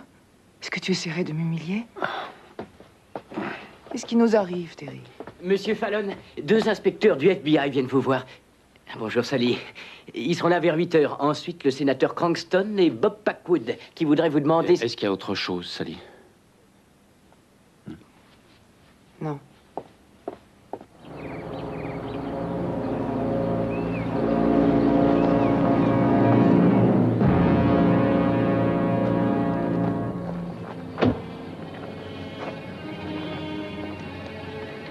Il y a des messages? Toujours rien, désolé. À 5 jours de la convention qui doit désigner les candidats à l'élection présidentielle, une foule d'amis venus de très loin afflue vers l'élégant faubourg de Chevy Chase, espérant apercevoir chez lui le sénateur Fallon qui poursuit sa convalescence. Les habitants d'un groupe voisin, tout aussi distingués, sont cependant inquiets sur la santé du sénateur. Oui, bien sûr, nous aimerions bien qu'il se rétablisse très rapidement. C'est là. Et où c'est, Crescent Drive? Nous l'avions invité à dîner la semaine dernière, mais il était trop occupé. Et maintenant qu'il a sa blessure... En tout cas, tout le monde à Chevy Chase souhaite un prompt rétablissement au sénateur du Texas. Messieurs Mancuso et Ross. Bonjour, messieurs. Vous connaissez déjà mon secrétaire. Mademoiselle Sally Crane, mon attachée de presse. Nous ferons tout ce qui est en notre pouvoir pour vous aider à conduire votre enquête. Par quoi est-ce qu'on commence? Monsieur le sénateur, avez-vous déjà vu cet homme? Nous avons quelques raisons de croire que c'est lui l'assassin. Je ne l'ai jamais vu. Il s'appelle Peterson, il a été membre de la CIA. Le colonel Martinez avait une raison d'être brouillé avec la CIA? Attendez, est-ce que je dois comprendre que le colonel Martinez a été assassiné par la CIA? Ah non, non, je n'ai pas dit ça. D'ailleurs, il travaille en indépendant. C'est un solitaire, pas comme vous et moi. Question. Est-ce que le président Ortega avait besoin de la mort de Martinez au point de risquer des représailles américaines si le crime devait lui être attribué? Je ne sais pas. Et qui le saurait? Ramirez? Julio Ramirez. Il était ministre de la Défense avant que Ortega et les sandinistes ne renversent le gouvernement Somoza. Il est en exil, le principal porte-parole de la Contra. Il a demandé que le sénateur Fallon souhaite la bienvenue au colonel Martinez. Peut-on le rencontrer? Il s'est retiré dans un lieu secret en Floride. Vous savez où il se cache? Non. Oui. Mademoiselle vous accompagnera. Mais il y a tellement à faire ici. Un grand homme a été assassiné. Ces assassins doivent passer en justice. Comme vous voudrez.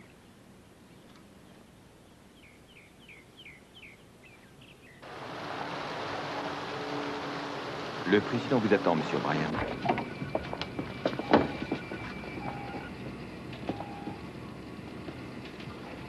Monsieur le Président? Bonjour, Henri. Entrez. Merci. Asseyez-vous.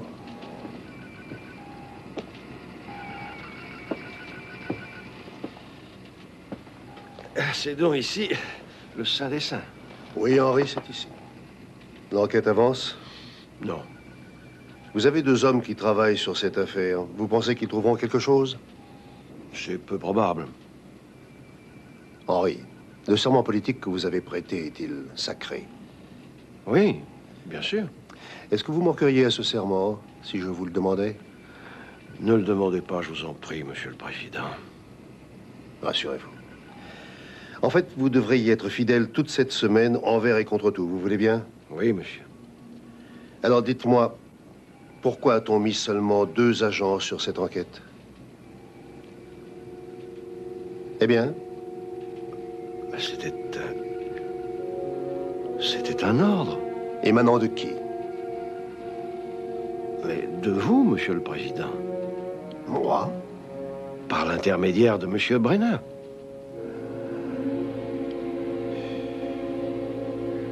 Dépose-moi d'abord avant de partir pour Miami. Je pars avec elle, pourquoi moi?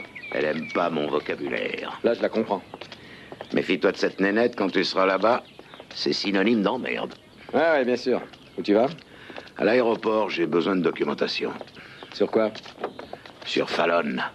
Il est trop franc pour être honnête. Il n'y a pas de héros? Rien que des sandwichs. Tu sais, il y a des jours où tu me dégoûtes.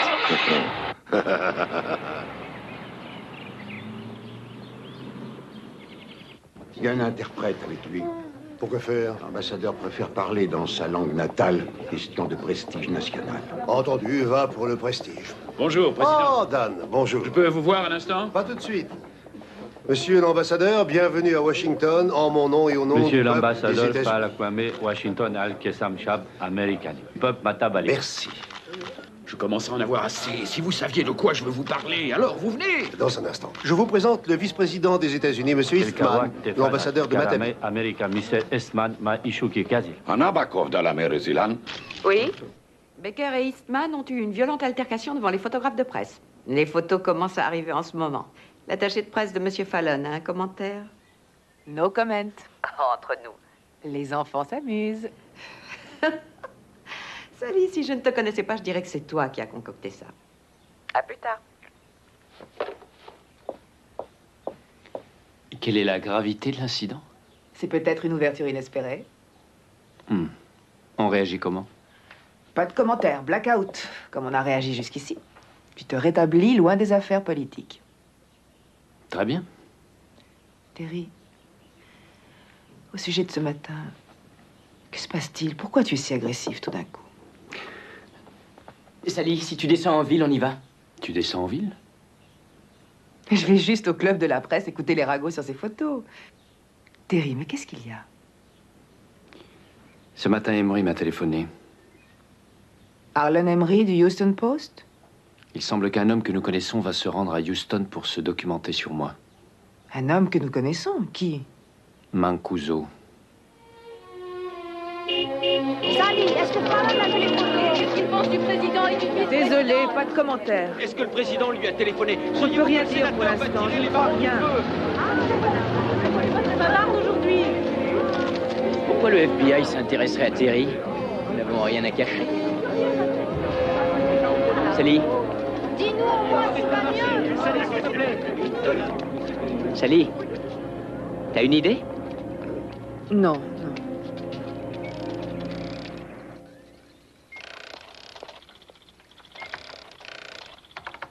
Salut, Tim. Salut. Viens, j'en ai pour une minute. Je suis pas venu pour bavarder. Je veux un renseignement. Ça y est. Qu'est-ce que je peux faire pour toi? J'ai des questions à te poser sur le sida. Quoi? Sur un plan hypothétique, bien sûr. Hypothétique. Bien sûr. Quelqu'un fait une analyse de sang. Il est négatif. Oui, très bien. Il est négatif. 2 jours après ce résultat négatif, il a le sida. C'est possible, ça? Non, sauf s'il était contaminé avant par contact sexuel ou hypodermique. Un résultat positif entre 2 prises de sang est une coïncidence. Il n'y a ni sexe ni drogue. Et il n'y a pas de coïncidence. Et c'est pas hypothétique. Si, Tim, c'est hypothétique. Tu comprends? Top secret. C'est quoi un prélèvement ADN? C'est comme une empreinte digitale biologique. La médecine légale l'utilise en sérologie. Assieds-toi, David.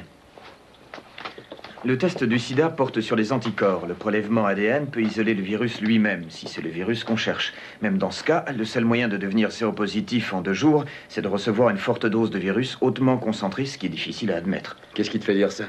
Tu sais, c'est pas un truc qu'on achète en pharmacie. Les seuls possesseurs du virus sont les labos qui fabriquent le vaccin. Quel labo? Par ici, le NIH. Est-il possible de voler le virus dans un labo? Il est plus simple de voler une bombe atomique. On n'en manque pas. Ouais. Écoute, je te remercie. Au revoir. On pourra en trouver aussi à Fort Miller, le quartier général des services de recherche médicale de l'armée. C'est l'endroit où on travaille sur les armes biologiques. On cultiverait le virus du sida pour en faire une arme? L'armée, c'est l'armée. Ils sont là pour étudier des armes nouvelles. Mais le sida, non. Les symptômes n'apparaissent que des mois, des années plus tard. Ce ne serait pas une arme de combat, vu que la prochaine guerre durera 30 minutes. Et si on l'étudiait pour en faire une arme politique? Ça veut dire quoi? Si cherchait un produit pour empoisonner des personnalités, Arafat, Castro, l'ayatollah, tu vois, pour s'en débarrasser. Tu es là sur un terrain mouvant. Oui, bien sûr. Ce serait l'arme politique absolue, impossible à détecter, des mois entiers sans un malaise. Quelle quantité de virus faudrait-il? Assez pour humecter une aiguille. Si on faisait du sida une arme politique, est-ce qu'un officier supérieur pourrait en ordonner l'usage? Il n'y a qu'un officier qui donnerait cet ordre. Qui? Le chef suprême des armées, le président des États-Unis. Eastman a fait une scène à Baker. Il va y avoir des photos partout ce soir. C'est bon pour votre sénateur, non? Comment est-il, Fallon? Quelle est votre impression? Je sais pas. En tout cas, il a de la chance. Vous parlez de la fusillade? Ah oui. Il est devenu célèbre en un rien de temps. Il est vraiment génial, ou alors c'est à vous qu'il le doit. Un peu des deux. Vous êtes doué pour ça, non? Je crois, enfin, c'est ce qu'on m'a dit. Comment en êtes-vous venu à la politique? Je suis entrée à la fac en 68, l'année où l'Amérique est devenue folle. Les émeutes à la Convention démocrate, les assassinats de Martin Luther King et de Robert Kennedy. Entre ça et le reste, nous étions nombreux à ressentir un malaise certain. Une fois diplômée, j'ai pris un cours de secourisme et j'ai rejoint le corps de la paix. Le corps de la paix? Un idéal qui me semble avoir vieilli. C'était le dernier refuge des idéalistes. Et ça a duré longtemps? 3 ans. Au terme de mon contrat, j'ai eu envie de rester au Honduras, mais les guérilleros commençaient à être vraiment actifs. Ceux qui voulaient rester devaient travailler pour le gouvernement et s'initier au maniement des armes légères. Et vous êtes revenu ici? Non, j'ai soigné les blessés avec mon Smith & Wesson en bandoulière. Vous? Avec une arme? Oui, moi. Je suis restée 2 ans de plus, ensuite je suis revenue au pays. J'ai travaillé à Houston. Et vous avez connu Fallon? C'était un prof d'histoire candidat au conseil municipal. Mais déjà à cette époque, les gens l'admiraient et croyaient en lui. Vous êtes tombée amoureuse? Ouais, c'est pas mes oignons. Pourquoi Mancuso est allé à Houston? Ah, on vous a mis au courant. Oui, et je n'aime pas ça du tout. Pourquoi est-ce qu'il enquête sur Terry? Il faut essayer de comprendre Mancuso. Il ne croit en rien, c'est un homme aigri. Il ignore la différence entre le bien et le mal, le blanc et le noir. Il ne connaît que la colère. Il ne faut pas vous excuser pour lui, ça ne vous va pas du tout. Il y a des choses que vous ne pouvez pas savoir dans cette affaire. Quoi?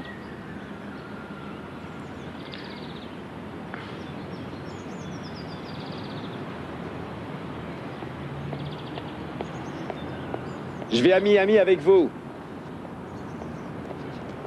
Je n'ai aucun commentaire à faire pour l'instant concernant l'enquête du FBI. Tu es en retard. J'ai vu les photos du match entre Becker et Hitzman. Ces photos n'ont aucune espèce d'importance. Aucune, si ce n'est de faire passer l'administration Becker pour un épisode de divorce à l'américaine. Ces cons du FBI ont découvert que Martinez a été empoisonné au sida. Quoi? Comment? Ils ont vu le rapport d'autopsie avant qu'on ne le truc. Tu m'avais assuré que ce rapport... Je me suis trompé. Le plus vieux, Mancuso, est allé au Texas vérifier une intuition de Ross, le plus jeune. Il a remué ciel et terre. Il a téléphoné à Fort Miller pour trouver l'origine du virus HTLV. Bon Dieu. Ne faisons pas dans le mélodrame, s'il te plaît. Tu sais quoi faire, non? Écoute-moi bien, Lou. Empoisonner Martinez était nécessaire. Il avait échoué et nous risquions gros. Mais de là à tuer froidement 2 agents du FBI... Tu as l'art de travailler dans la nuance. Est-ce que tu sais ce qui se passera s'il trouve le virus? Alors arrête de te tordre les mains et fais ton boulot. L'avenir de cette nation est en jeu, sans parler de ton poste. Ni du mien. Tu sais, Lou, j'ai longtemps cru que j'étais un homme dur. Je l'ai cru aussi. Patrouillant dans le secteur nord-ouest 124, sont priés de donner leur position. Je répète, donner position. Hé, vous là-bas! C'est votre juridiction, McAllister. Centrale, j'écoute. Vous habitez le quartier? Non. Qu'est-ce que vous faites? Rien, je suis venu prendre l'air. Vous avez une pièce d'identité? Oui. Tentative de suicide au 119 Georgetown. Rendez-vous sur les lieux. Toute unité patrouillant au sud, une épicerie a été attaquée et dévalisée à South Fork. Les suspects sont 2 noirs, 25 ans, dans une Chrysler grise, immatriculée 52243.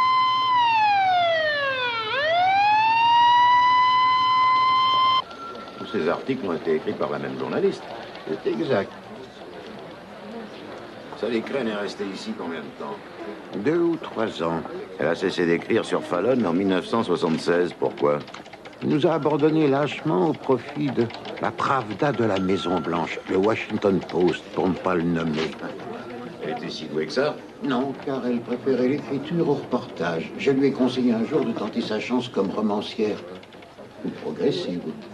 Mais elle était passionnée, et c'est à Washington que vont les passionnés, et aussi les fous. En tout cas, elle donne de Fallon une image grandiose. Est-ce qu'elle avait des vues sur lui? Dites donc, vous ne trouvez pas que vous allez un peu loin? D'accord, elle a trouvé un meilleur job. Non, elle est partie parce qu'il s'est marié. Et il y a une coupure là-dessus. Un prince et une princesse de rêve.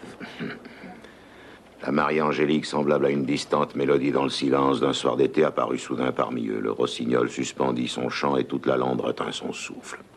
1 an après, notre prince était au Congrès et notre Marie enfilait une camisole de force. Fin du conte de fées. Sally a écrit l'article. Elle partait pour Washington et voulait finir en beauté en couvrant ce mariage. Cet article, c'est un acte d'amour ou de haine?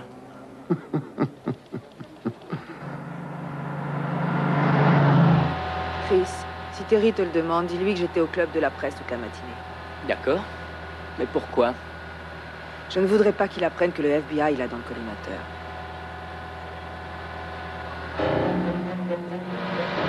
Mon Dieu, qu'est-ce que c'est? C'est elle, c'est Sally Crane. Qu'est-ce qui s'est passé? Voilà. C'est rien. Mademoiselle Crane, une question. Croyez-vous que cette escalade de violence porte préjudice à l'image du sénateur? Ok, laissez passer la voiture. La rue est fermée à la circulation, alors laissez vos clés sur le véhicule, s'il vous plaît. Je suis l'attache pas du sénateur Fallon. Qu'est-ce qui s'est passé? Il y a eu une fusillade. Ah, c'est pas vrai. Mais laissez-moi. Laissez-moi. Sally, un instant. Pardon. Laissez-la passer. Terry. Oh mon Dieu, tu n'as rien. S'il vous plaît, veuillez nous laisser, messieurs.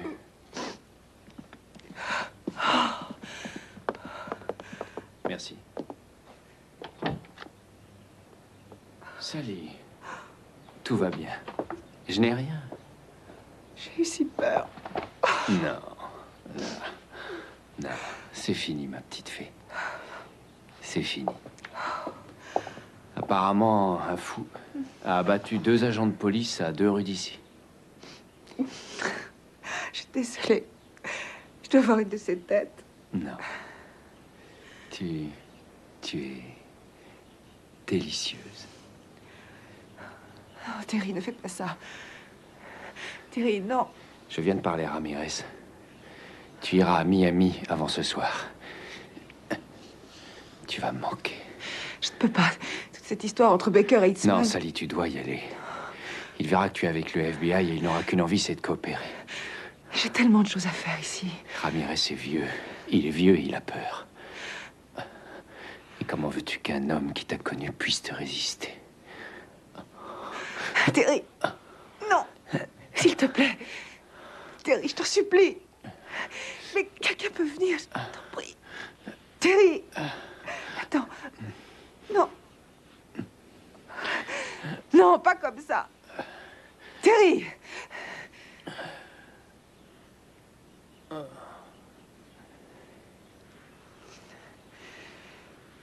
Tu vas rentrer chez toi maintenant et faire tes valises. Dès ton arrivée, tu appelleras Ramirez qui s'occupera de tout. Écoute, cette histoire entre Baker et Eastman nous a donné une chance. Non, tu dois y aller. Nous devons mener cette affaire à son terme. Tu comprends? Oui, tout à fait. Je savais que je pouvais compter sur toi. Bon, tu crois que la fusillade a un rapport avec nous? Mais non, ne dis pas de sottises. Qui pourrait t'en vouloir? Si clairvoyante et à la fois si innocente. C'est la plus trompeuse de tes qualités. C'est ce petit quelque chose en toi qui pousse les hommes à la démence.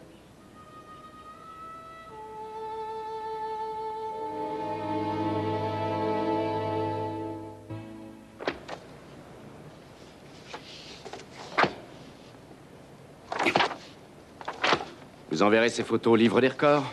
Le meilleur débit d'imbécilité de la part d'un vice-président américain. Taisez-vous. Il faut que je prenne Baker de vitesse. Appelez-moi le sénateur Fallon.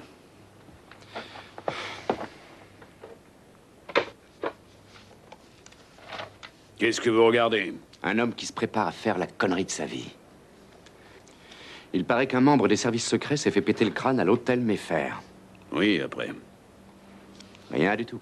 J'alimente cette édifiante conversation.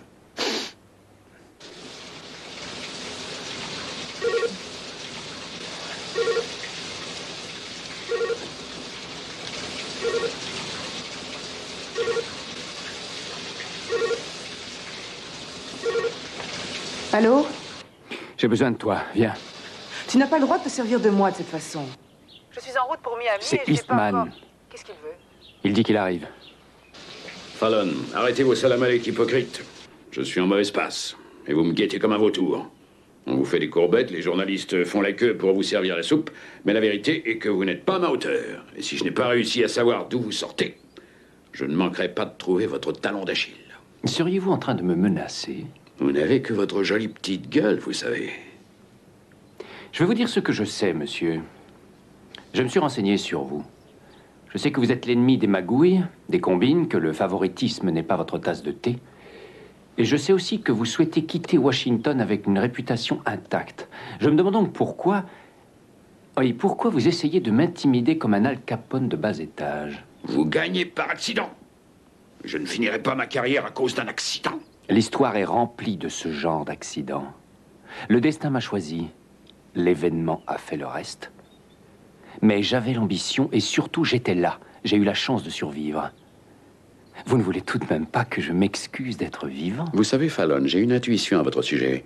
Ce petit sourire de gamin cache le rictus malveillant du salaud le plus ambitieux et le plus irréductible qu'on ait jamais vu en politique. Non, une seconde. Nous sommes tous ambitieux.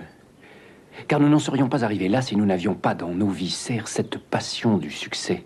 Certains ont réussi par de louches complicités et d'autres par leur mérite. Je crois que vous êtes de ceux-là. Et si vous adoptez un comportement digne du vice-président des États-Unis, je serai disposé à écouter tout ce que vous avez à me dire.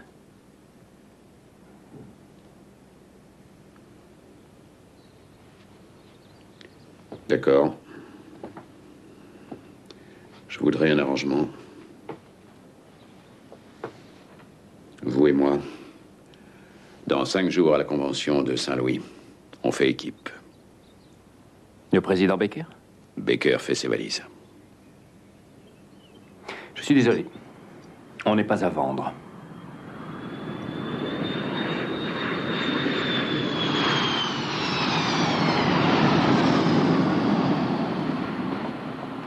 Les passagers du vol Air France 315 à destination de Paris et Zurich peuvent embarquer porte Vallée d'après Sally! Air France 315. Désolée, j'avais une réunion importante. Allez, je vais vous aider. Je commençais à m'inquiéter, moi. Il est arrivé une chose terrible. Ouais, je sais, les 2 policiers abattus chez C'était Fallon. lui, je l'ai vu. L'homme qui était sur la photo. Peterson? Vous en êtes sûr? J'avais cru l'apercevoir un peu plus tôt. Quand? Ce matin. Alors quand j'ai entendu parler de fusillade... Fallon l'a vu? Non, il ne doit pas savoir que c'était lui. Pourquoi? Parce que je ne veux pas qu'il ait peur. Écoutez, vous ignorez tout de la politique. Il y a des gens qui n'aiment pas du tout ce que Terry représente, qui ne veulent pas lui donner les moyens d'aider les latino-américains. Ces gens-là sont très puissants. Ils ne reculent devant rien. Ouais. Enfin, Fallon est en sécurité. Il est protégé par les agents du service secret. Ouais, je vois ce que vous voulez dire. Vous pouvez le retrouver, Peterson? Je l'ignore. On a d'autres problèmes. Mais lesquels? Certaines choses. Je vous en supplie, ne laissez rien arriver à Terry. Écoutez, je ferai mon possible. J'ai confiance en vous. Merci, David. Vous l'aimez beaucoup. C'est lui mon univers. Dernier appel pour le vol United Airlines 214 à destination de Miami. Embarquement immédiat, porte 19. Bien. Dan Eastman fait désormais partie de l'opposition. Notre Fallon est un véritable enfant de cœur. Le destin m'a choisi, l'événement a fait le reste. Un enfant de cœur. Vous avez vu comment il ordonne à la blonde d'aller à Miami? Oui, pourquoi? Vous devriez écouter la bande. Disons que l'atmosphère était très très chaude. Ah oui? Notre héros commence à devenir intéressant. Je suis à Cleveland, les doigts de pied en éventail. Et toi? Moi, je suis à Miami, mais c'est dur. Tu savais que Peterson avait tué 2 flics? Qui te dit que c'est Peterson? L'attaché de presse, Sally Crane, elle l'a vu. Tout ça me dit rien. Les gars comme Peterson ratent pas leur coup et n'amusent pas la galerie. Tu ferais bien de surveiller la petite blonde parce que plus j'entends parler d'elle et plus elle me paraît suspecte. Qu'est-ce que t'en sais, mon vieux? Ah ouais? Dans tous les cas, M. Fallon est un pur produit de son imagination. Arrête tes conneries. Non, écoute-moi. C'était un vulgaire prof d'histoire qui postulait au conseil municipal quand elle a commencé à écrire à son sujet. Elle en a fait le champion larmoyant des opprimés chicanos bouffeurs de haricots. T'es rempli d'amour pour ton prochain, hein, Nick? Qu'est-ce que tu fabriques à Cleveland, de fait? J'ai décidé de faire un peu d'histoire, moi aussi. L'histoire d'une malade. T'as entendu parler d'un Fort Miller? Non, c'est quoi? C'est le lieu d'origine du sida injecté à Martinez. Nick?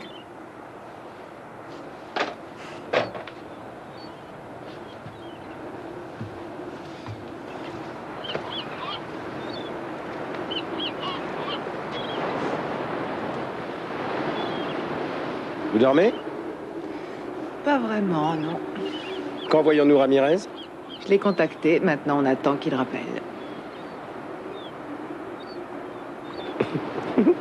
Qu'est-ce qu'il y a? Oh, c'est les taches de sang. Ça vous déplaît? Non, au contraire, j'en raffole. On va se promener sur la plage? Je vais vous gagner un panda.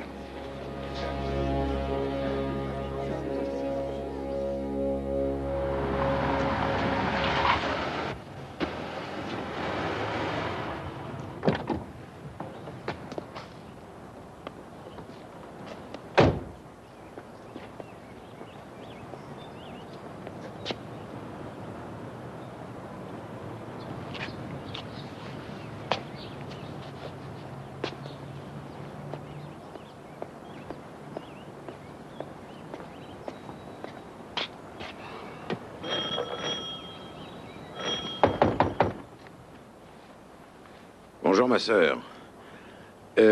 Ma sœur, je voudrais parler à la mère supérieure, si c'est possible. Voici ma carte d'identité. Ma sœur.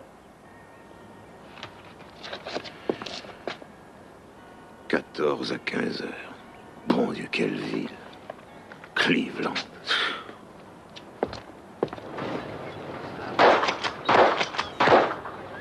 Je crois que le but du jeu Oui, je sais.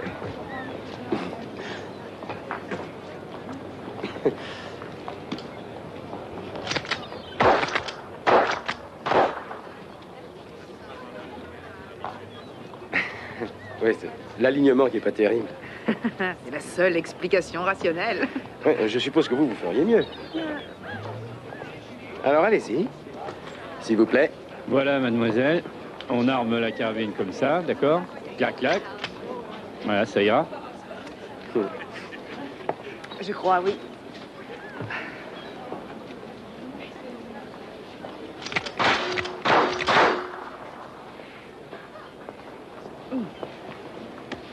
Vous avez appris ça au Honduras? Je vous offre à dîner. Je regrette, vous faites l'objet d'une enquête officielle. Et les cadeaux sont interdits. Oh, je vous ai vexé. Moi, je paye le dîner et vous la boisson.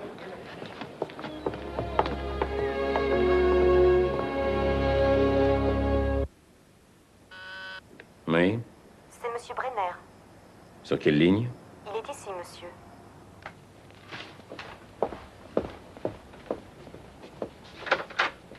Lou, il s'est passé quelque chose? Où en est-on avec les deux enquêteurs? Le plus jeune est dans la ligne de tir. Nous allons l'éliminer ce soir. 2 policiers ont été abattus à 100 mètres de chez Fallon. Oui, je le sais. C'était Petersen. Comment?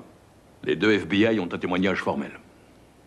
Qui t'a dit ça? Ce n'est pas important. Trouve Petersen et fais-le abattre, illico, avant qu'il ne réattaque Fallon. C'est drôle. J'allais justement te parler de tout ça. Qu'est-ce que c'est? Petersen, Magalo 26. D'où as-tu sorti ça? Courrier gouvernemental. N'importe quel bureau officiel aurait pu l'envoyer. Ça ira. Fais-le sécher. Dès ce soir. Rassure-toi. Je sais très exactement à qui confier cette mission.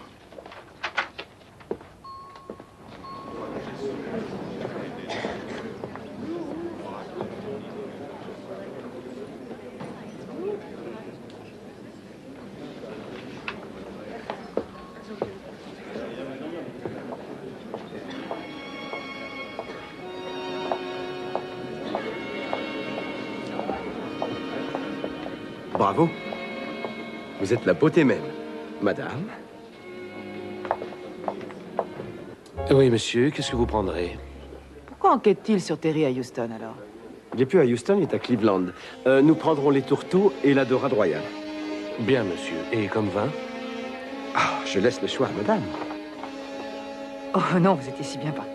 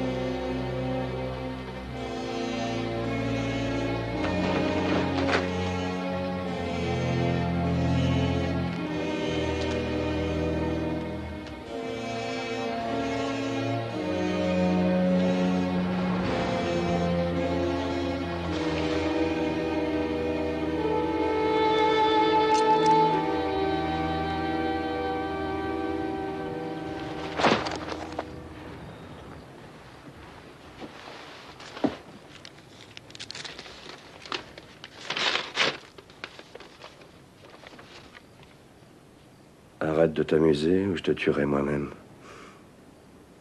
Je vous offre le dernier verre. Je crois que non. Il faut dormir. Demain sera une rude journée. On a le temps. Non, j'ai un coup de fil à donner. Ah, O'Brien. Qu'est-ce qui vous amène ici à cette heure? Voilà. Nous avons placé nos agents enquêtant sur l'affaire Martinez sous surveillance. Ah, pourquoi? Monsieur Brenner en a fait la demande. Ça n'a rien d'inhabituel dans un cas de sécurité nationale. Je vois. Et nous avons trouvé quelque chose. Bien. Si vous êtes venu en parler à une heure pareille, c'est assez important pour le bureau ovale. C'est au sujet de Monsieur Brenner. Oui? C'est-à-dire que... Écoutez-moi, aucun membre de cette administration n'est au-dessus des lois, Monsieur O'Brien. Ni vous, ni moi, ni Monsieur Brenner, ni personne. Monsieur le Président, le rapport d'autopsie indiquait que le colonel Martinez avait le sida. Mon Dieu, quelle tragédie. Le pauvre homme. À la demande de Monsieur Brenner, j'ai modifié ce rapport avant que les contrastes ne le reçoivent. Modifié? Pour éviter la honte à ses camarades, nous avons ôté toute référence au sida du rapport d'autopsie.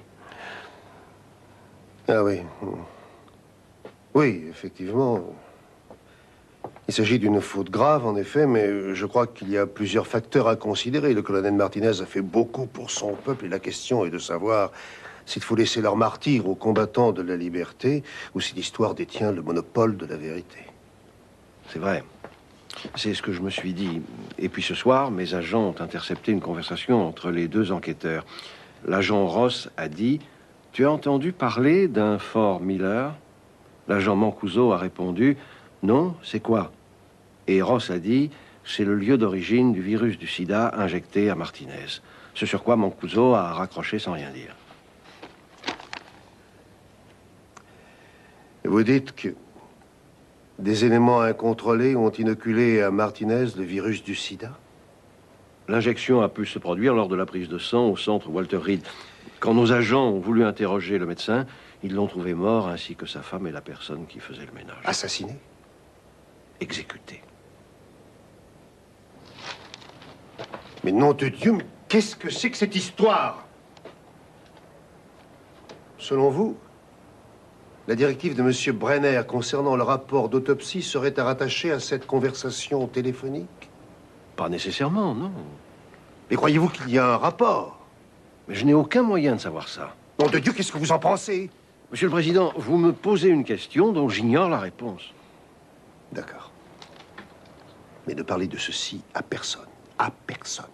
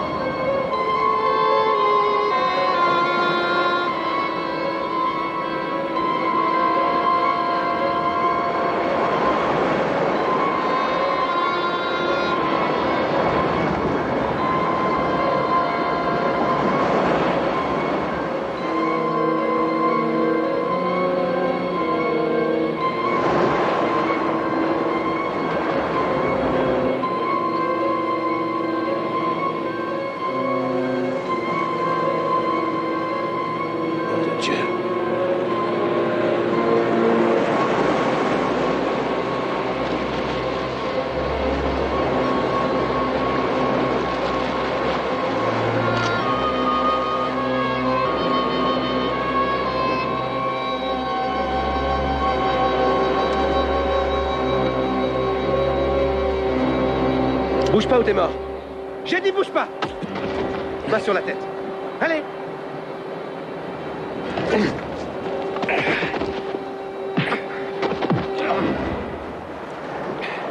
Allez, debout.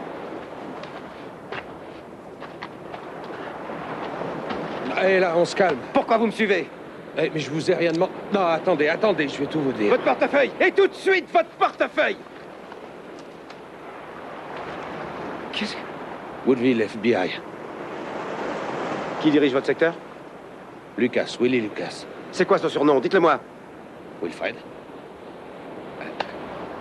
Et vous, qui êtes-vous? David Ross, secteur Washington. Quoi? Mais vous croyez filer qui? Comme d'habitude. Un dealer à la recherche de quelques kilos de blanche. Dis donc, si ça vous dérange pas, vous faites pas de rapport. Sinon, je peux dire adieu à mes points de promo. Il savait. Ça vous coûte rien, puis moi, ça me Il détend. savait que je serais filé sur table d'écoute, c'est pour ça qu'il m'a envoyé. Quoi? Qui savait quoi? Mancuso. Je regrette, monsieur, le poste de monsieur Mancuso ne répond pas. Merde!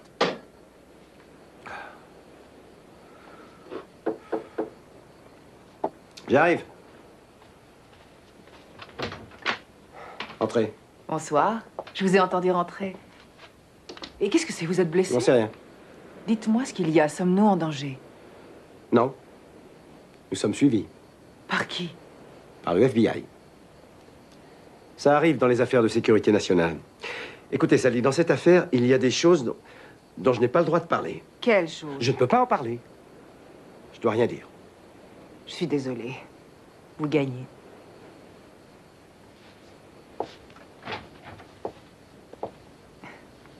On se baigne demain? Ouais. Bonne nuit. Bonne nuit.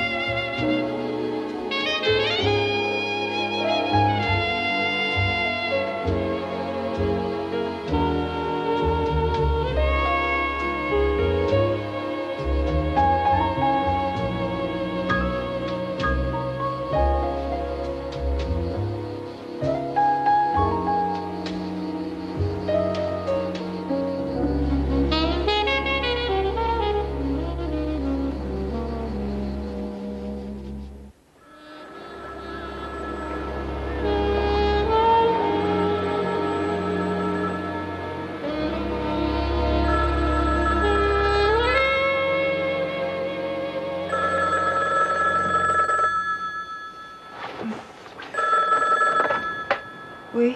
Eastman donne une conférence de presse à 10 h ce matin. D'après tout le monde, il va faire un scoop. Quoi? Quand est-ce qu'on t'a dit ça? Chris vient de m'appeler. Et pourquoi pas moi? Trouve de quoi il s'agit. J'essaierai. Non, n'essaie pas. Fais-le.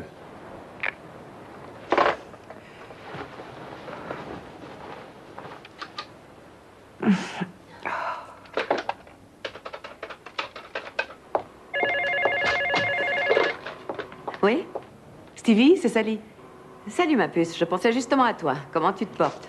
Je m'accroche. Quelle nouvelle? Eastman donne une conférence de presse. Ça m'a l'air important.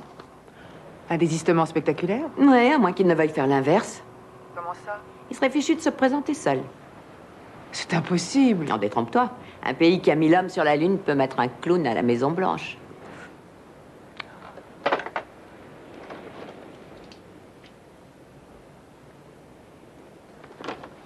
en faveur de Terry Fallon, le charismatique sénateur du Texas. Monsieur Fallon a enregistré une cote de popularité sans précédent Une seconde. après avoir survécu à l'attentat qui devait... Tu sais que tu m'appelles toujours au mauvais moment, toi. T'es insupportable. C'est l'unique. Tu reconnais ma voix? Oui. Ton ami t'attend au Twilight Motel, c'est dans le sud de Baltimore. Il a le bungalow 26. Ok, c'est noté. Il est vicieux, cet enfant de salaud. Faudra que tu le dégommes. Mais, merci. J'attendais une... Oui, je sais.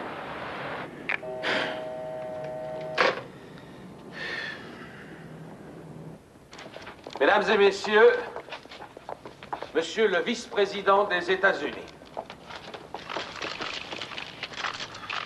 J'ai une déclaration à faire, à vous, et à travers vous au peuple américain. La nature de cette déclaration m'interdit de répondre à vos très nombreuses questions. J'ai eu de fréquents motifs de désaccord avec le président Baker lors du mandat qui nous a réunis pour 4 ans. Mais hier, toute la presse a pu se rendre compte que le conflit qui est apparu entre le président et moi a de très loin dépassé les limites des divergences acceptables entre coéquipiers. Car les événements récents ont créé une situation où garder le silence me serait intolérable. Je n'ai donc pas d'autre choix que de prendre mes compatriotes à témoin.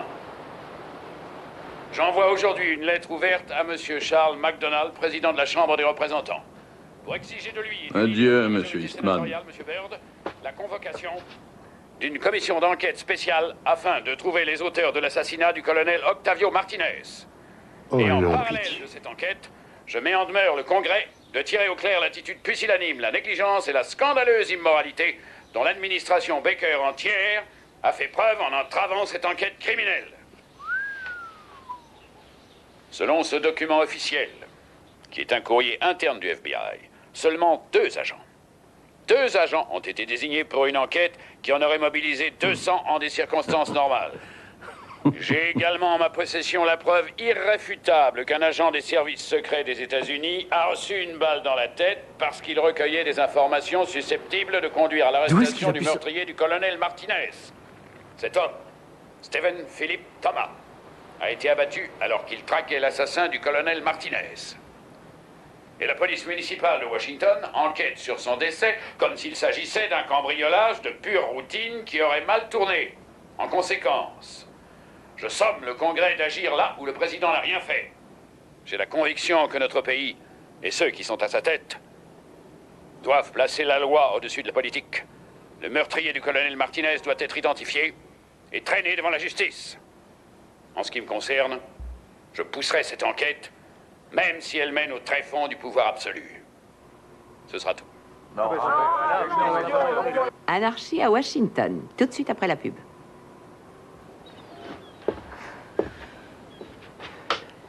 Écoutez, il n'y a rien à craindre, le rapprochement n'est pas... Dieu, mais s'ils réussissent à m'appliquer... Ça, c'est hors de question. Vous ne pouvez l'être que par Nick ou moi et on ne dira rien. Mais si quelqu'un apprend la vérité... Hors de question, je vous dis. Comment pouvez-vous en être sûr? Sally, attendez. Regardez-moi. Vous ne serez pas impliqué là-dedans. Mancuso a trouvé Petersen. Demain, on rentre à Washington et on l'arrête. Il dénoncera ses patrons en échange d'une remise de peine. Et l'affaire Martinez finira aux oubliettes. Le cadavre de l'hôtel Mayfair sera englouti dans la catégorie fait divers.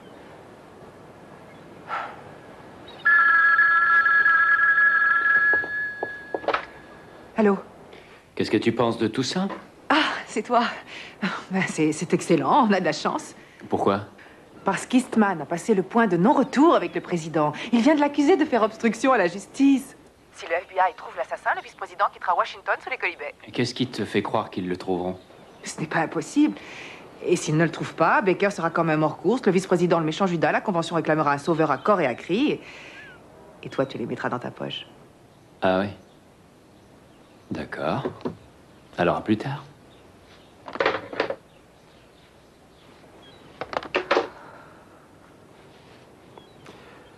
Mancuso avait raison.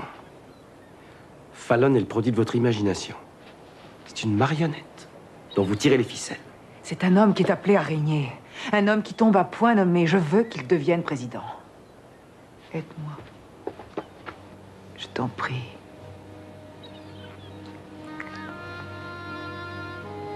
Dis-moi ce que je dois savoir.